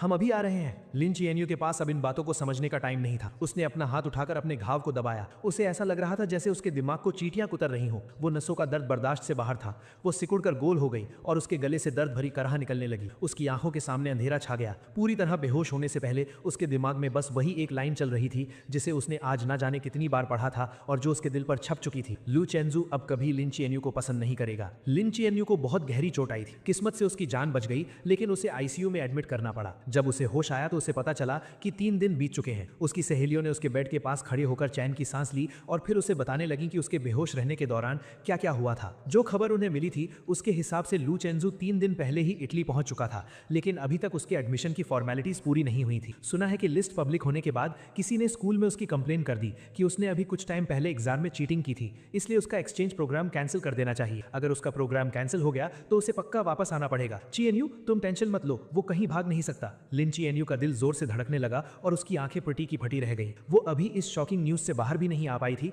कि दरवाजे पर नॉक हुआ। एक रूममेट भागकर दरवाजा खोलने गई और बाकी तीनों हैरानी से देखने लगी। उन्होंने देखा कि फेमस प्रोफेसर जांग बहुत गुस्से में अंदर आए। उन्होंने बेड पर लेटी लिन चिएनयू की तरफ एक नजर देखा। उनका वो बिना कुछ कहे डराने वाला ऑरा ऐसा था कि कोई उनसे आंख नहीं मिला पा रहा था। तुम ही लिन चिएनयू हो ना? सुना है चेंजू और जू यानचू वाले चीटिंग केस में तुमने ही गवाही दी थी। मुझे तुमसे बात करनी है। ये सुनकर रूममेट्स वहां रुकने की हिम्मत नहीं कर पाई और तुरंत वार्ड से बाहर चली गईं। धीरे धीरे बंद होते दरवाजे को देखते हुए लिन चिएनयू ने हल्का सा अपना सिर उठाया। हाँ, मैंने ही गवाही दी थी। ये जवाब सुनते ही प्रोफेसर जांग का चेहरा गुस्से से लाल हो गया और उन्होंने अपनी आवाज तेज करते हुए कहा, चेंजू ने मुझे बताया कि तुमने झूठी गवाही दी है। इतने बड़े मामले में तुमने झूठ बोलने की हिम्मत कैसे की? क्या तुम्हें पता भी है कि इसका उसके फ्यूचर पर क्या असर पड़ेगा? अगर ऑफिशियल नोटिस आ गया और ऊपर से जो कंट्रोवर्सी तुम्हारे कारण इंटरनेट पर हुई थी उसे मिला दें तो उसकी पूरी जिंदगी तुम्हारे हाथों बर्बाद हो जाएगी। वो तुम्हें पसंद करता है, लेकिन अपने दिल पर हाथ रखकर बताओ, क्या इन 2 सालों में उसने कभी तुम्हारे साथ कुछ बुरा किया है? क्या तुम उससे इतनी नफरत करती हो कि उसे पूरी तरह से बर्बाद करना चाहती हो? अगर तुम्हारे अंदर थोड़ी सी भी इंसानियत बची है तो तुरंत स्कूल एडमिनिस्ट्रेशन के पास जाकर उन्हें सच बताओ। ये बातें सुनकर लिन चिएनयू का दिमाग सुन्न हो गया और उसका दिल घबराहट से तेज धड़कने लगा। उस वक्त वो बस इस बात से गुस्सा थी कि मैंने क्लब पार्टी में उसे चूज नहीं किया था। वो बस मुझे माफी मांगने पर मजबूर करना चाहती थी, इसलिए उसने टीचर जाओ से झूठ बोला था। उसने कभी सपने में भी नहीं सोचा था कि इसके इतने बड़े कॉन्सिक्वेंसेस हों। उसने अपने माथे की चोट की परवाह किए बिना स्ट्रगल करके उठने की कोशिश की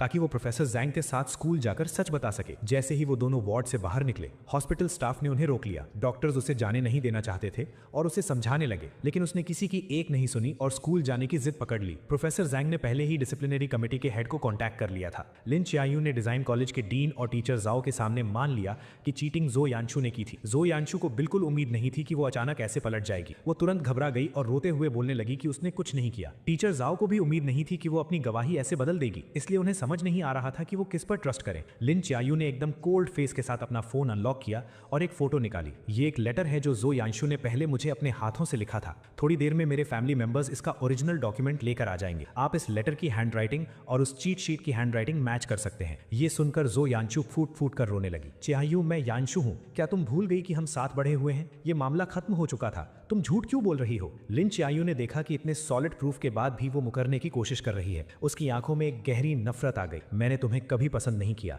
मैं बस पहले एक्टिंग कर रही थी। अब मेरा एक्टिंग करने का मन नहीं है तो जाहिर है कि मैं तुम्हें नहीं बचाऊंगी। अगर तुमने ये किया है तो तुम्हें अपने एक्शंस की रिस्पॉन्सिबिलिटी लेनी होगी। उसके इतना कहते ही लिन फैमिली के लोग वो ओरिजिनल लेटर लेकर आ गए। जब एक एक लेटर मैच किया गया तो ये साफ हो गया कि चीट शीट पर हैंडराइटिंग जो यानचू की ही थी। डिसिप्लिनरी कमेटी ने तुरंत एक मीटिंग बुलाई और पूरे स्कूल में सच अनाउंस करने का फैसला किया। क्योंकि इस इंसिडेंट का बहुत बुरा असर पड़ा था, इसलिए जो यानचू को स्कूल से एक्सपेल कर दिया गया और ये बात उसके परमानेंट रिकॉर्ड में डाल दी गई। जब सब कुछ सेटल हुआ तब तक अंधेरा हो चुका था। लिन चिएनयू दीवार का सहारा लेते हुए बाहर आई और उसने प्रोफेसर जैंग को रोका। प्रोफेसर जैंग, क्या चेंजू को पता है कि यहाँ क्या हुआ? हालांकि मामला पूरी तरह से सॉल्व हो गया था, लेकिन प्रोफेसर जैंग का गुस्सा अभी शांत नहीं हुआ था और वो अभी भी उससे चिढ़े हुए थे। वो लगभग एक्सपेल होने वाला था, तो उसे कैसे नहीं पता होगा? क्या तुम्हारे दिमाग में सच में चोट लग गई है? इस तरह डांट खाने के बाद लिन चिएनयू को और भी बुरा लगा, लेकिन वो फिर भी भी कुछ पूछना चाहती थी। अब जब सब कुछ ठीक हो गया है तो क्या वो वापस आएगा? ये एक्सचेंज प्रोग्राम पूरे डिजाइन कॉलेज में सिर्फ एक ही था और चेंजू ने इसे अपनी मेहनत से हासिल किया था। वो इटली में 3 साल तक अपनी स्टडीज पूरी करेगा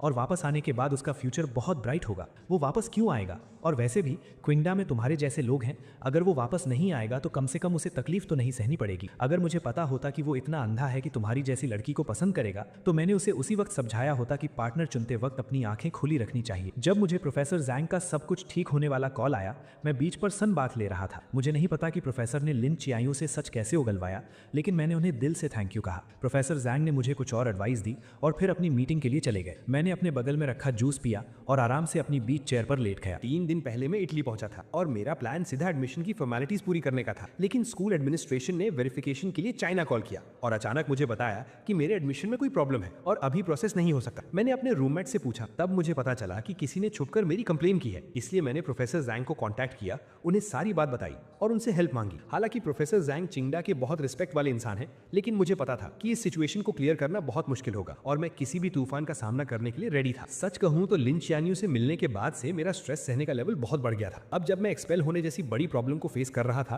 तब भी मैं एकदम चिल था, यहाँ तक कि मैंने रातों रात ही फ्लाइट टिकट बुक की और वेकेशन के लिए बीच पर आ गया। अब जब सब कुछ सॉल्व हो गया था तो मैं पूरी तरह से रिलैक्स हो गया और सोचने लगा कि वापस जाकर अपने एडमिशन के बचे हुए काम कब पूरे करूं। मैं फ्लाइट सर्च कर ही रहा था कि तभी हॉस्टल ग्रुप चैट पर एक नोटिफिकेशन आया, चेंजू अभी लिन चियान्यू हॉस्टल आई थी और तुम्हारा कॉन्टैक्ट नंबर मांग रही थी। वो कह रही थी कि उसे माफी मांगनी है, लेकिन हम उसके धोखे में नहीं आने वाले, तुम टेंशन मत लो। हमने उसे एक नंबर भी नहीं दिया। तुम्हें नहीं पता वो अभी कितनी कमजोर और बीमार लग रही थी। उसके सिर पर पट्टियां बनी हुई थी। सुना है कि वो पिछले 2 दिन से आईसीयू में थी। सच में कर्मा इज रियल, वो इसी लायक है। इन मजेदार बातों को पढ़कर मेरे दिमाग में तुरंत वो सीन आ गया जब लिन चियान्यू मेरा नया नंबर मांग रही होगी और उसे मना कर दिया गया होगा। मेरे होठों पर एक स्माइल आ गई। मैंने ग्रुप में एक बड़ा सा रेड एनवलप भेजा और लिखा, इन दिनों मेरी हेल्प करने के लिए आप सबका बहुत बहुत थैंक यू। सब कुछ अच्छे से सॉल्व हो गया है। जब ये 3 साल पूरे हो जाएंगे और मैं चाइना वापस आऊंगा तो मैं आप सबको ट्रीट दूंगा और पर्सनली थैंक यू कहूंगा। मिलान वापस जाने की सबसे अर्ली फ्लाइट बुक करने के बाद मैंने अंगड़ाई ली और खड़ा हो गया। मैं उस सॉफ्ट बीच पर चलते हुए अपने होटल की तरफ जाने लगा। इस बार एडमिशन का प्रोसेस एकदम स्मूथली हो गया, कोई प्रॉब्लम नहीं। मैंने अपने हाथ में ऑफिशियल स्टैंप लगे डॉक्यूमेंट्स और अपना नया स्टूडेंट आईडी कार्ड देखा और मेरे चेहरे पर एक सेटिस्फैक्शन वाली स्माइल आ गई। क्या आप हॉस्टल में रहेंगे या अपना अपार्टमेंट ढूंढेंगे? मैंने पहले ही एक अपार्टमेंट ढूंढ लिया है। मुझे इंटरनेशनल स्टूडेंट्स वाले क्राउडेड हॉस्टल्स में रहना पसंद नहीं है, इसलिए मैंने आने से पहले ही स्कूल के पास एक छोटा सा अपार्टमेंट खरीद लिया था। मैं तुरंत अपना लगेज लेकर वहां चला गया। वहां पहुंचने के बाद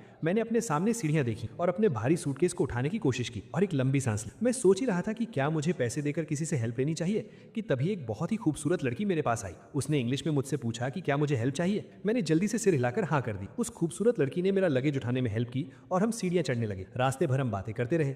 अपार्टमेंट के दरवाजे तक पहुंचते पहुंचते हमने एक दूसरे को इंट्रोड्यूस भी कर दिया था। मैंने थोड़ा झुककर उसे थैंक यू कहा, लेकिन उसने अपनी लाल हो चुकी हथेलियां दिखाई और मजाक करते हुए बोली, मैंने तुम्हारी हेल्प की है, क्या सिर्फ एक थैंक यू काफी होगा? अगर तुम्हें प्रॉब्लम ना हो तो क्या तुम मुझे अपना बिजनेस कार्ड दे सकते हो? ये सुनकर मैं एक पल के लिए हैरान रह गया, लेकिन जल्द ही समझ गया कि मैंने अपनी पॉकेट्स में बहुत ढूंढा लेकिन मुझे कोई कार्ड नहीं मिला। मैंने बहुत सॉरी फील करते हुए कहा, सॉरी मेरे पास कार्ड नहीं है। तभी उसने पता नहीं कहां से एक पेन निकाला और अपना हाथ मेरे सामने कर दिया। प्लीज अपना फोन नंबर मेरे हाथ पर लिख दो। मैं कुछ सेकंड्स के लिए झिझका, लेकिन फिर मैंने पेन लिया और उसके हाथ पर अपना नंबर लिख दिया। नए अपार्टमेंट में शिफ्ट होने के बाद मैं कई दिनों तक बिजी रहा और आखिरकार मैंने घर को अच्छे से सेट कर लिया।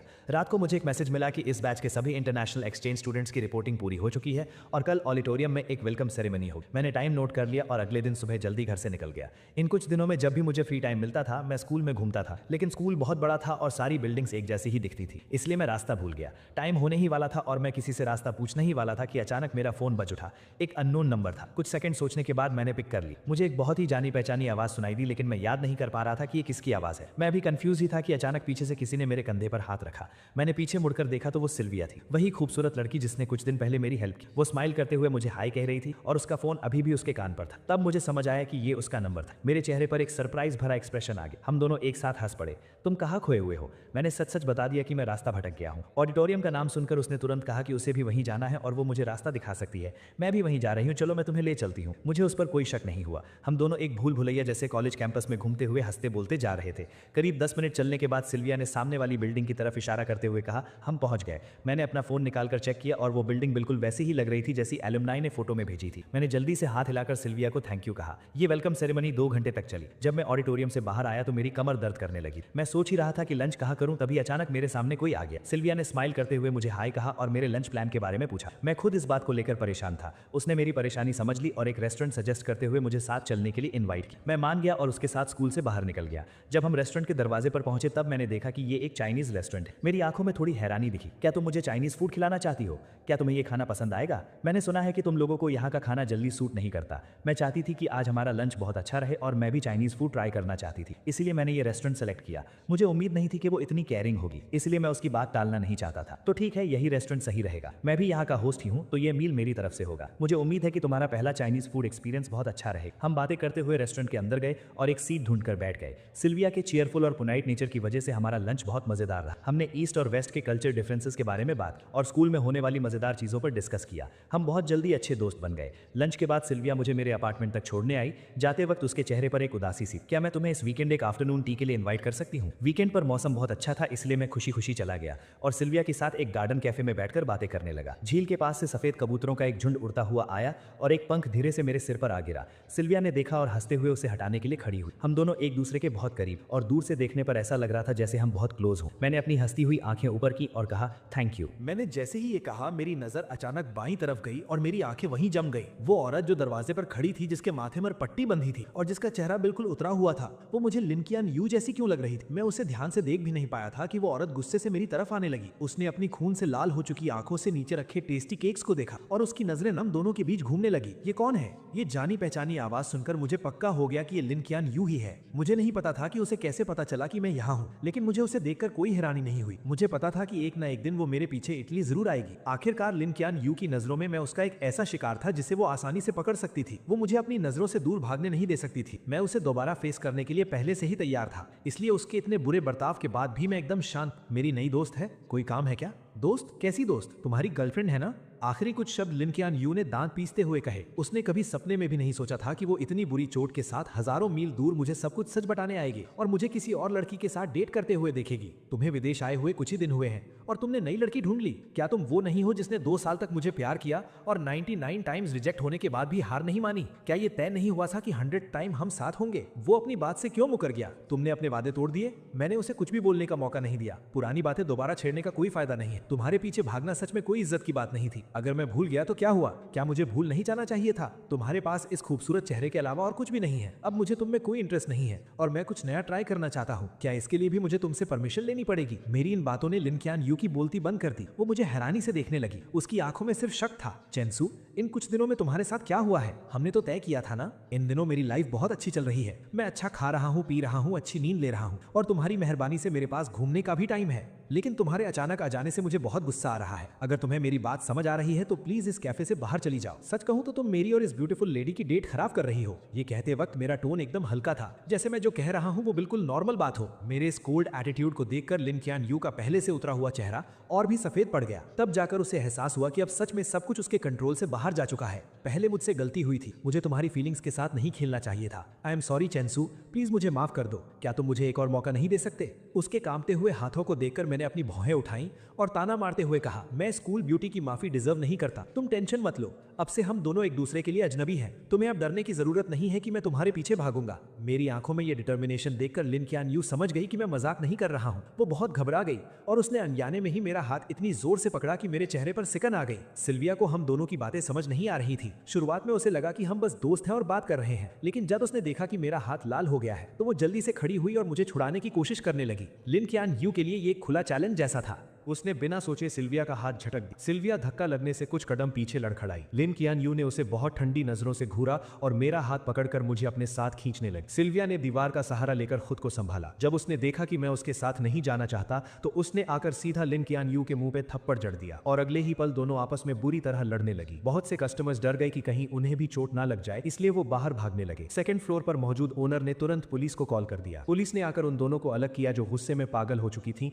और दोनों को पुलिस स्टेशन ले ले गई। लिन कियान यू के सिर की पट्टी खुल गई थी, जिससे उसका वो भयानक घाव दिखने लगा था। उसे देखकर पुलिस को भी डर लग रहा था और उन्हें लगा कि सिल्विया एक बीमार इंसान के साथ मारपीट कर रही थी। सिल्विया बार बार खुद को डिफेंड कर रही थी और चोट खाई लिन कियान यू भी पीछे नहीं हट रही थी। वो जिद कर रही थी कि पहले सिल्विया ने हाथ उठाया था। दोनों काफी देर तक बहस करती रहीं। पुलिस के कान पक गए, लेकिन उन्हें समझ नहीं आया कि किसकी गलती है। आखिरकार हार मानकर उन्हें इकलौते चश्मदीद गवाह यानी मुझसे पूछना पड़ा, क्या आप बता सकते हैं कि वहां असल में क्या हुआ था? ये सवाल सुनते ही दोनों तुरंत मुड़ी और बहुत उम्मीद से मेरी तरफ देखने लगी। मैंने बिना किसी झिझक के अपना हाथ उठाया, लिन कियान यू की तरफ इशारा किया और कहा, पहले इसी ने उसे धक्का दिया था। ये सुनकर लिन कियान यू वहीं जम गई। उसे यकीन नहीं हो रहा था कि मैं उसके खिलाफ गवाही दूंगा। उसकी आवाज कांप रही थी। मैंने तो बस उसे हल्का सा धक्का दिया था, पहले थप्पड़ उसने मारा था। चेन जो, तुम ऐसा क्यों कर रहे हो? बात यही रुक गई। लिन कियान यू के दिमाग की बत्ती जली और उसे एक झटके में समझ आ गया कि मैंने ऐसा क्यों कहा। वो मुझसे बदला ले रहा था। वो चाहता था कि मैं भी बिना किसी गलती के झूठे इल्जाम सहने का दर्द फील करूं। ये बात समझ आने के बाद वो एक शब्द भी नहीं बोल पाई। पुलिस को चाइनीज समझ नहीं आ रही थी, तो उन्होंने मुझसे ट्रांसलेट करने को कहा। मैंने सीधा सीधा हमारे रिश्ते से पल्ला झाड़ लिया। मैं सिल्विया के साथ लंच कर रहा था और ये अचानक वहां आकर तमाशा करने लगी। ये मेरी मर्जी के खिलाफ मुझे जबरदस्ती वहां से ले जाना चाहती थी और फिर इसने धक्का दे दिया, जिसकी वजह से इन दोनों में लड़ाई शुरू हो गई। लिन कियान यू के दिल में बची हुई आखिरी उम्मीद भी पूरी तरह टूट गई। उसने अपना मुंह खोला और एक बेजान फटी हुई आवाज में पूछा, क्या तुम अब कभी मेरी साइड नहीं लोगे? मैंने तिरछी नजरों से उसे देखा और एक ठंडी स्माइल के साथ कहा, मैं एक सच्चा इंसान हूं, मैं हमेशा सिर्फ सच का साथ दूंगा। लिन कियान यू ने फिर भी हार नहीं मानी और एक और सवाल पूछा, अगर आज उसने मुझे पहले धक्का दिया होता तो क्या तुम तब भी सच बोलते? क्या ये भी पूछने वाली बात है? मेरा तुमसे कोई लेना देना नहीं है। क्या हम इतने क्लोज हैं? सिल्विया अभी छोटी है और बहुत सेंसिटिव है। मैं जाहिर सी बात है अपनी दोस्त का ही साथ दूंगा। ये बात बोलकर मुझे कोई फर्क नहीं पड़ा कि उसका रिएक्शन क्या था। मैं मुड़ा और वहां से चला गया। मेरी गवाही और तुरंत मंगवाई गई सीसीटीवी फुटेज की वजह से सच जल्दी ही सबके सामने आ गया। एक फॉरेन नेशनल होने के बावजूद तमाशा करने के जुर्म में लिन कियान यू को हिरासत में ले लिया गया। मैंने सिल्विया के बाहर आने का वेट किया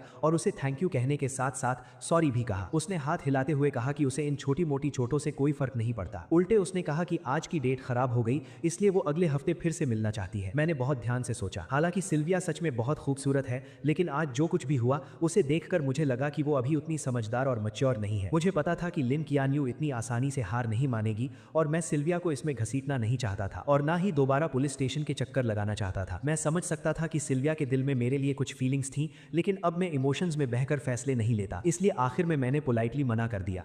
अगले 15-20 दिनों तक मुझे लिन क्वान यू कहीं नहीं दिखी। मेरी लाइफ फिर से ट्रैक पर आ गई। बाद में सिल्विया ने मुझे 2 बार और इनवाइट की, लेकिन मेरे मना करने के बाद हमारा रिश्ता वहीं खत्म हो गया। मुझे इस थोड़े टाइम के कनेक्शन के टूटने का कोई दुख नहीं। इस विदेश में मुझे थोड़ी बहुत कुकिंग आती थी, इसीलिए मैं जल्दी ही इंटरनेशनल स्टूडेंट्स के ग्रुप में मिक्स हो गया। जब मैं लिन क्वान यू नाम के इंसान को लगभग भूलने ही वाला था, वो अचानक फिर वापस आ गई। वो स्कूल में गुलाब और गुब्बारों से भरी एक गाड़ी लेकर आई और मेरा रास्ता रोक लिया। चारों तरफ से लोग हैरानी से देख रहे थे और मुझे समझ नहीं आ रहा था कि मैं क्या कहूँ। लिन क्वान यू को मेरे एक्सप्रेशन से कोई फर्क नहीं पड़ा। उसने सीधे अपने दिल की बात कह दी, चेंजो, अगर मैं भी 100 टाइम्स तुम्हें प्रपोज करूं तो क्या तुम मुझे एक और मौका दोगे? अगर मैं कुछ महीने पहले वाला इंसान होता तो ये बातें सुनकर खुशी से रो पड़ता, लेकिन अब मुझे कोई फर्क नहीं पड़ा, बल्कि ये सुनकर मेरे रोंगटे खड़े हो गए। कितना चीप ड्रामा है और कितने क्रिंजी डायलॉग्स हैं। उस वक्त मुझ पर कौन सा भूत सवार था कि मैंने सबके सामने इतनी बार उसे ऐसे प्रपोज किया था। उन पुरानी बातों को याद करके मुझे दुख नहीं होता, बल्कि खुद पर शर्म आती है कि मैंने ये सब कैसे किया। इस वक्त मेरे सामने खड़ी लड़की क्या कह रही थी, मैंने एक वर्ड भी नहीं सुना। काफी देर तक कोई जवाब ना मिलने पर लिन क्वान यू और घबराने लगी। वो बेचैन हो गई और टेंशन में मेरी तरफ देखने लगी। मैंने सीधा उसकी नजरों को इग्नोर किया,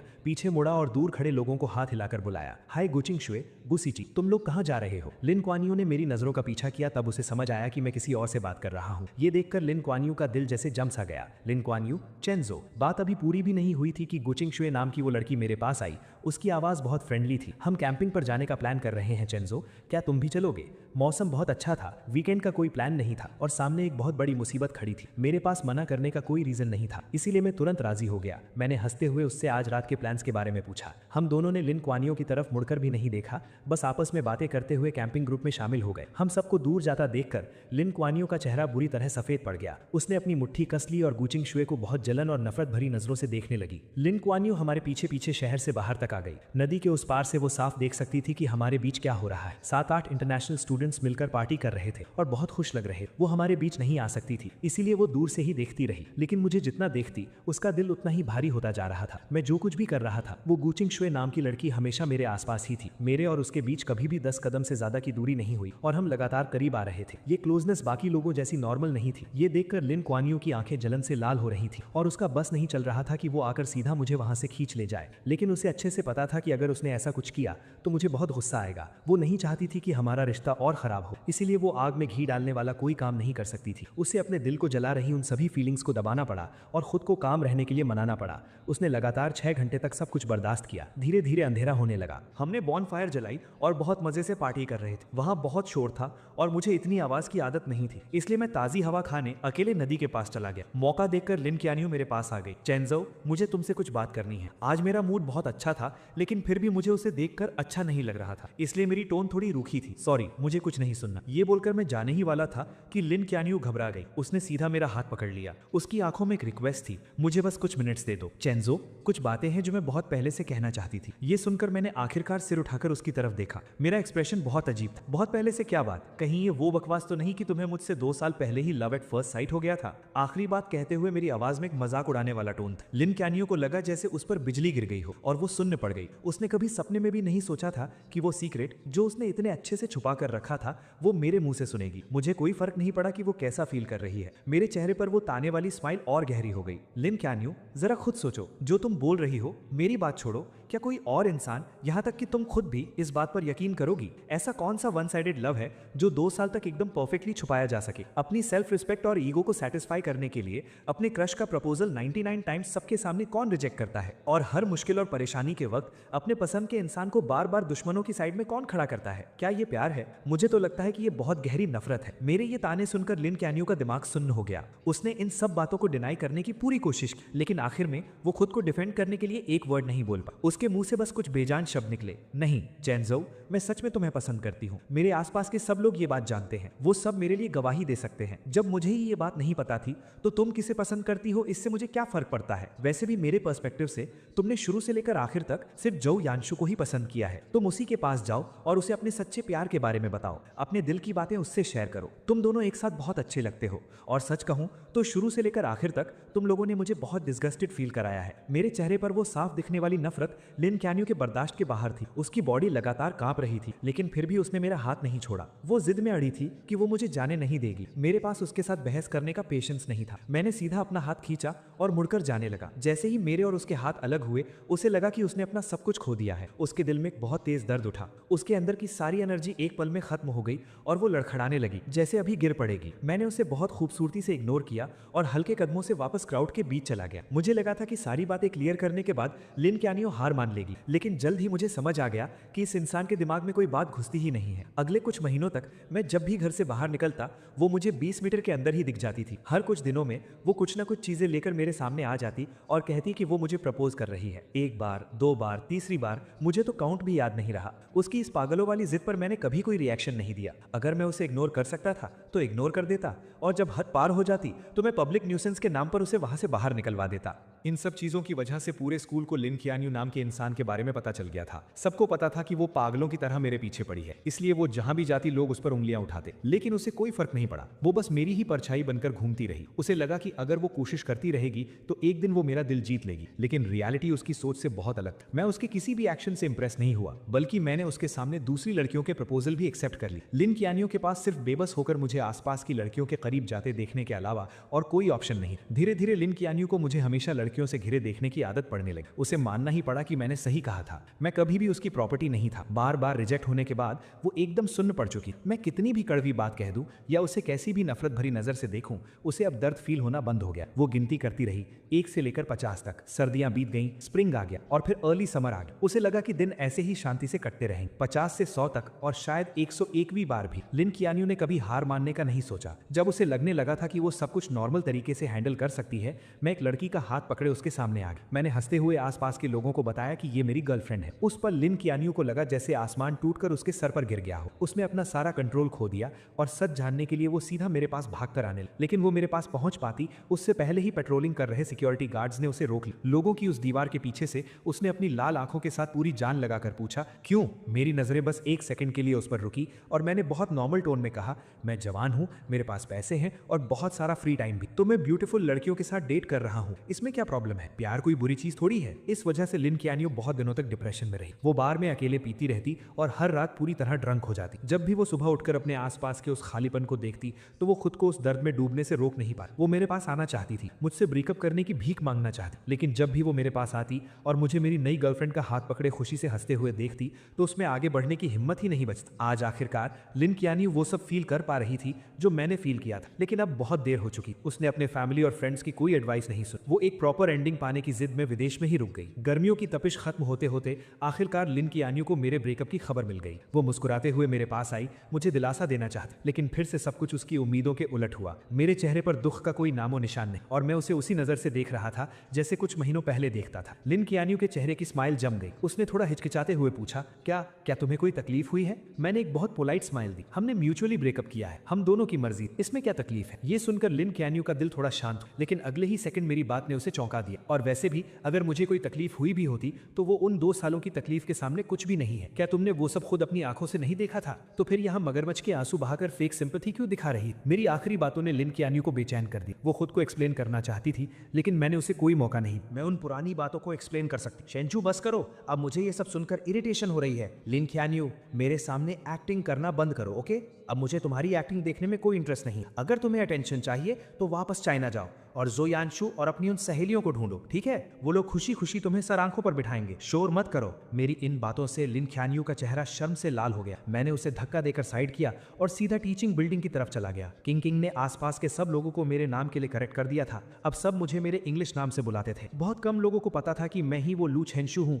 जिसे प्रपोज किया जा रहा है। इस पॉइंट तक आते आते लिन कियानियो के प्रपोज करने के सारे आइडियाज खत्म हो चुके थे। आखिरकार उसके पिछले 99 प्रपोजल्स मुझे हिला तक नहीं पाए थे।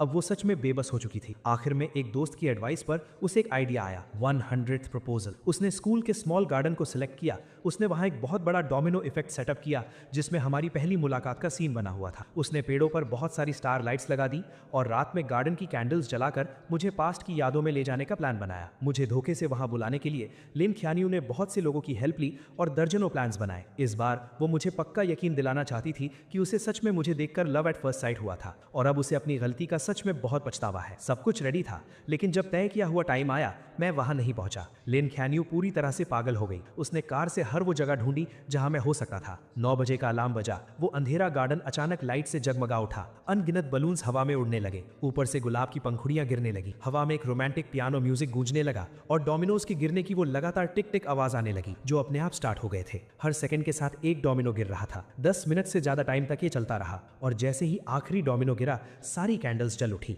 लेकिन लिन कियानियो को लगा कि उसके शरीर की सारी ताकत खत्म हो गई है। जब सब कुछ खत्म हो गया तो उसका फोन बजा। स्क्रीन पर एक अननोन इंटरनेशनल नंबर था, लेकिन कॉल पिक करते ही उसने तुरंत पहचान लिया कि लाइन के दूसरी तरफ मैं था। मैंने सुना है कि तुम आज रात अपना 100th प्रपोजल करने वाली हो। अफसोस कि मैं अभी चाइना में हूँ। I am really sorry. लिन कियानियो ने अपने दिल के दर्द और उस बेचैनी को दबाया और ऐसा बिहेव किया जैसे उसे कोई फर्क नहीं पड़ रहा हो। कोई बात नहीं, तुमने मुझे कॉल किया, मैं इतने में ही बहुत खुश हूँ। अगर तुम चाहो तो मैं 101st और 102nd प्रपोजल भी तैयार कर सकती हूँ। उसकी आवाज में एक छुपी हुई उम्मीद थी, जैसे वो पहले ही ये सपना देख रही थी कि मैंने उसे माफ कर दिया है। उसकी कोई जरूरत नहीं है। मैंने आज तुम्हें सिर्फ 2 बातें बताने के लिए कॉल किया है। लिन कियानियो का गला सूख गया और उसने फोन को कसकर पकड़ लिया। पहली बात, मैं तुम्हें एहतियात के तौर पर बता दूं कि अभी सर्दियां चल रही हैं और हवा बहुत रूखी है। अगर तुम्हारा नाटक खत्म हो गया हो तो गार्डन की वो सारी कैंडल्स जल्दी से बुझा देना, कहीं ऐसा ना हो कि आग लग जाए। ये सुनकर लिन कियानियो ने अपना सिर ऊपर उठाया और देखा कि एक सूखा पत्ता धीरे धीरे नीचे गिर रहा है। दूसरी बात, मैं तुम्हें गुड न्यूज देना चाहता था। मैं फिर से रिलेशनशिप में हूँ और ये गर्लफ्रेंड मेरी पिछली गर्लफ्रेंड से भी ज्यादा खूबसूरत है। तुम्हारे प्रपोजल्स 100th टाइम पर ही रुक सकते हैं। मेरी इन कुछ नॉर्मल सी बातों ने लिन कियानियो के दिमाग में अनगिनत गूंज पैदा कर दी। एक ही पल में उसे लगा जैसे उस पर किसी ने जादू कर दिया हो। उसके माथे पर एक बहुत तेज चुभने वाला दर्द होने लगा। उस भयानक दर्द में उसके शरीर में कोई जान नहीं बची। उसका फोन धड़ाम से नीचे गिरा और सीधा एक कैंडल स्टैंड पर जा लगा। कुछ ही सेकंड्स में गार्डन में बहुत तेज आग फैल गई, लेकिन उसने वहां से भागने या मदद के लिए चिल्लाने की कोई कोशिश नहीं की। वो एक मूर्ति की तरह वहीं खड़ी रही और उस गार्डन का एक हिस्सा बन गई। पूरी रात बीत गई, गार्डन के सारे पेड़ जलकर राख हो गए। शुक्र है कि किसी की जान नहीं गई। फायर फाइटर्स टाइम पर पहुंच गए और उन्होंने धुएं से बेहोश होने वाली लिन ख्यालियो को बचा लिया। हालांकि किस्मत से उसकी जान बच गई थी, लेकिन इस आग की घटना से चिंगडा स्कूल एडमिनिस्ट्रेशन बहुत गुस्से में था। उन्होंने स्ट्रिक्ट एटीट्यूड के साथ कहा कि वो इसके लिए जिम्मेदार इंसान को नहीं छोड़ेंगे। प्राइम सस्पेक्ट होने के नाते पुलिस ने लिन क्यान्यू को अरेस्ट कर लिया। जब लिन फैमिली को यह खबर मिली तो वो बहुत परेशान हो गए। उन्होंने उसे बचाने के लिए अपने सारे कनेक्शंस का इस्तेमाल किया, लेकिन क्योंकि ये एक इंटरनेशनल केस था, लिन क्यान्यू के लिए बिना सजा के बचना इम्पॉसिबल था। आखिरकार लिन फैमिली को अपनी आधी प्रॉपर्टी कॉम्पनसेशन में देनी पड़ी। तब जाकर चिंगडा एडमिनिस्ट्रेशन शांत हुआ। इस भयानक इंसिडेंट के कारण लिन क्यान्यू को 6 महीने जेल में बिताने पड़े। उसका नाम यूरोप की ब्लैक लिस्ट में भी डाल दिया गया और उसे देश से बाहर निकाल दिया गया। उसे लाइफ टाइम के लिए बैन कर दिया गया था। जेल से बाहर आते ही उसे एयरपोर्ट भेज दिया गया ताकि उसे वापस चाइना डिपोर्ट किया जा सके। आसपास के लोगों को समर क्लोथ्स पहने देखकर लिन क्यान्यू, जो अभी तक एक सपने में खोई हुई थी, उसे आखिरकार होश आया। सर्दियां बीत चुकी थी, अब गर्मियां आ गई थी। कई महीने गुजर चुके थे, लेकिन वो एक बार भी मुझसे मिलने नहीं आया। ये एहसास होते ही उसके दिल में बहुत सी फीलिंग्स उमड़ पड़ी। उसे समझ नहीं आ रहा था कि वो डिसअपॉइंट थी या अकेलापन फील कर रही थी। अभी बहुत लाइफ बाकी है, दोबारा मिलने का मौका जरूर मिलेगा। लिन क्यान्यू खुद को बस यही दिलासा दे रही थी। लेकिन जैसे ही वो मुड़ी, उसने देखा कि मैं स्ट्रीट क्रॉस करके बाहर आ रहा हूँ और मेरे हाथ में एक खूबसूरत लड़की का हाथ था। अपनी सहेलियों की भेजी फोटोज से वो समझ गई थी कि ये मेरी गर्लफ्रेंड है। मैंने सिर उठाया तो मेरी नजर उस पर पड़ी। मैंने बहुत ही फ्रेंडली तरीके से उसे हाय कहा, जो मैं नॉर्मली नहीं करता था, और फिर मैंने उसे बहुत कॉन्फिडेंस के साथ सच बता दिया। हाय, लॉन्ग टाइम नो सी, मैं अभी जर्मनी ट्रिप से वापस आया हूँ। तुम तो आखिरकार बाहर आ ही गई। वक्त सच में बहुत जल्दी बीत जाता है। मैं तुम्हें इंट्रोड्यूस करा दूं, ये मेरी नई गर्लफ्रेंड मोनिका है। चाइना वापस लौटने के बाद लिन क्यान्यू ने कुछ लोगों के थ्रू मुझे एक मैसेज भिजवाया था। उसने पूछा था कि क्या मैं ये सब एक्टिंग कर रहा हूँ या ये मेरा सच है। मैंने उसे कोई रिप्लाई नहीं दिया। अब तक मैं लिन क्यान्यू को पूरी तरह समझ चुका था। वो कहती थी कि वो मुझसे प्यार करती है, लेकिन असल में वो सिर्फ खुद से प्यार करती थी। उसके लिए मैं बस शो ऑफ करने वाला एक खिलौना था। विदेश में स्टडीज के दूसरे साल में मैंने हर मौके का फायदा उठाया और बहुत सारे कॉम्पिटिशन्स में हिस्सा लिया। दिन गुजरते गए और जल्द ही मेरे 3 साल का एक्सचेंज प्रोग्राम खत्म हो गया। मैं गोल्ड मेडल से भरा एक बॉक्स लेकर चाइना वापस आ गया। फ्लाइट से बाहर आते ही मैंने देखा कि मेरे पेरेंट्स और रूममेट्स हाथों में फूल लिए मेरा वेलकम करने के लिए खड़े हैं। जहां तक लिन क्यान्यू का सवाल है, मुझे पता है कि अब उसके पास मेरी लाइफ में दोबारा एंट्री करने का कोई मौका नहीं है। हम दोनों इस दुनिया की भीड़ में बस एक दूसरे के पास से गुजरने वाले 2 अजनबी हैं। हे दोस्तों, इस वीडियो को देखने के लिए आपका बहुत बहुत शुक्रिया। प्लीज इस वीडियो को लाइक और शेयर जरूर करें। तो प्लीज इस वीडियो को अपना पूरा सपोर्ट दें और ऐसी ही नई नई स्टोरीज के लिए चैनल को अभी सब्सक्राइब कर लें। मिलते हैं अगले वीडियो में।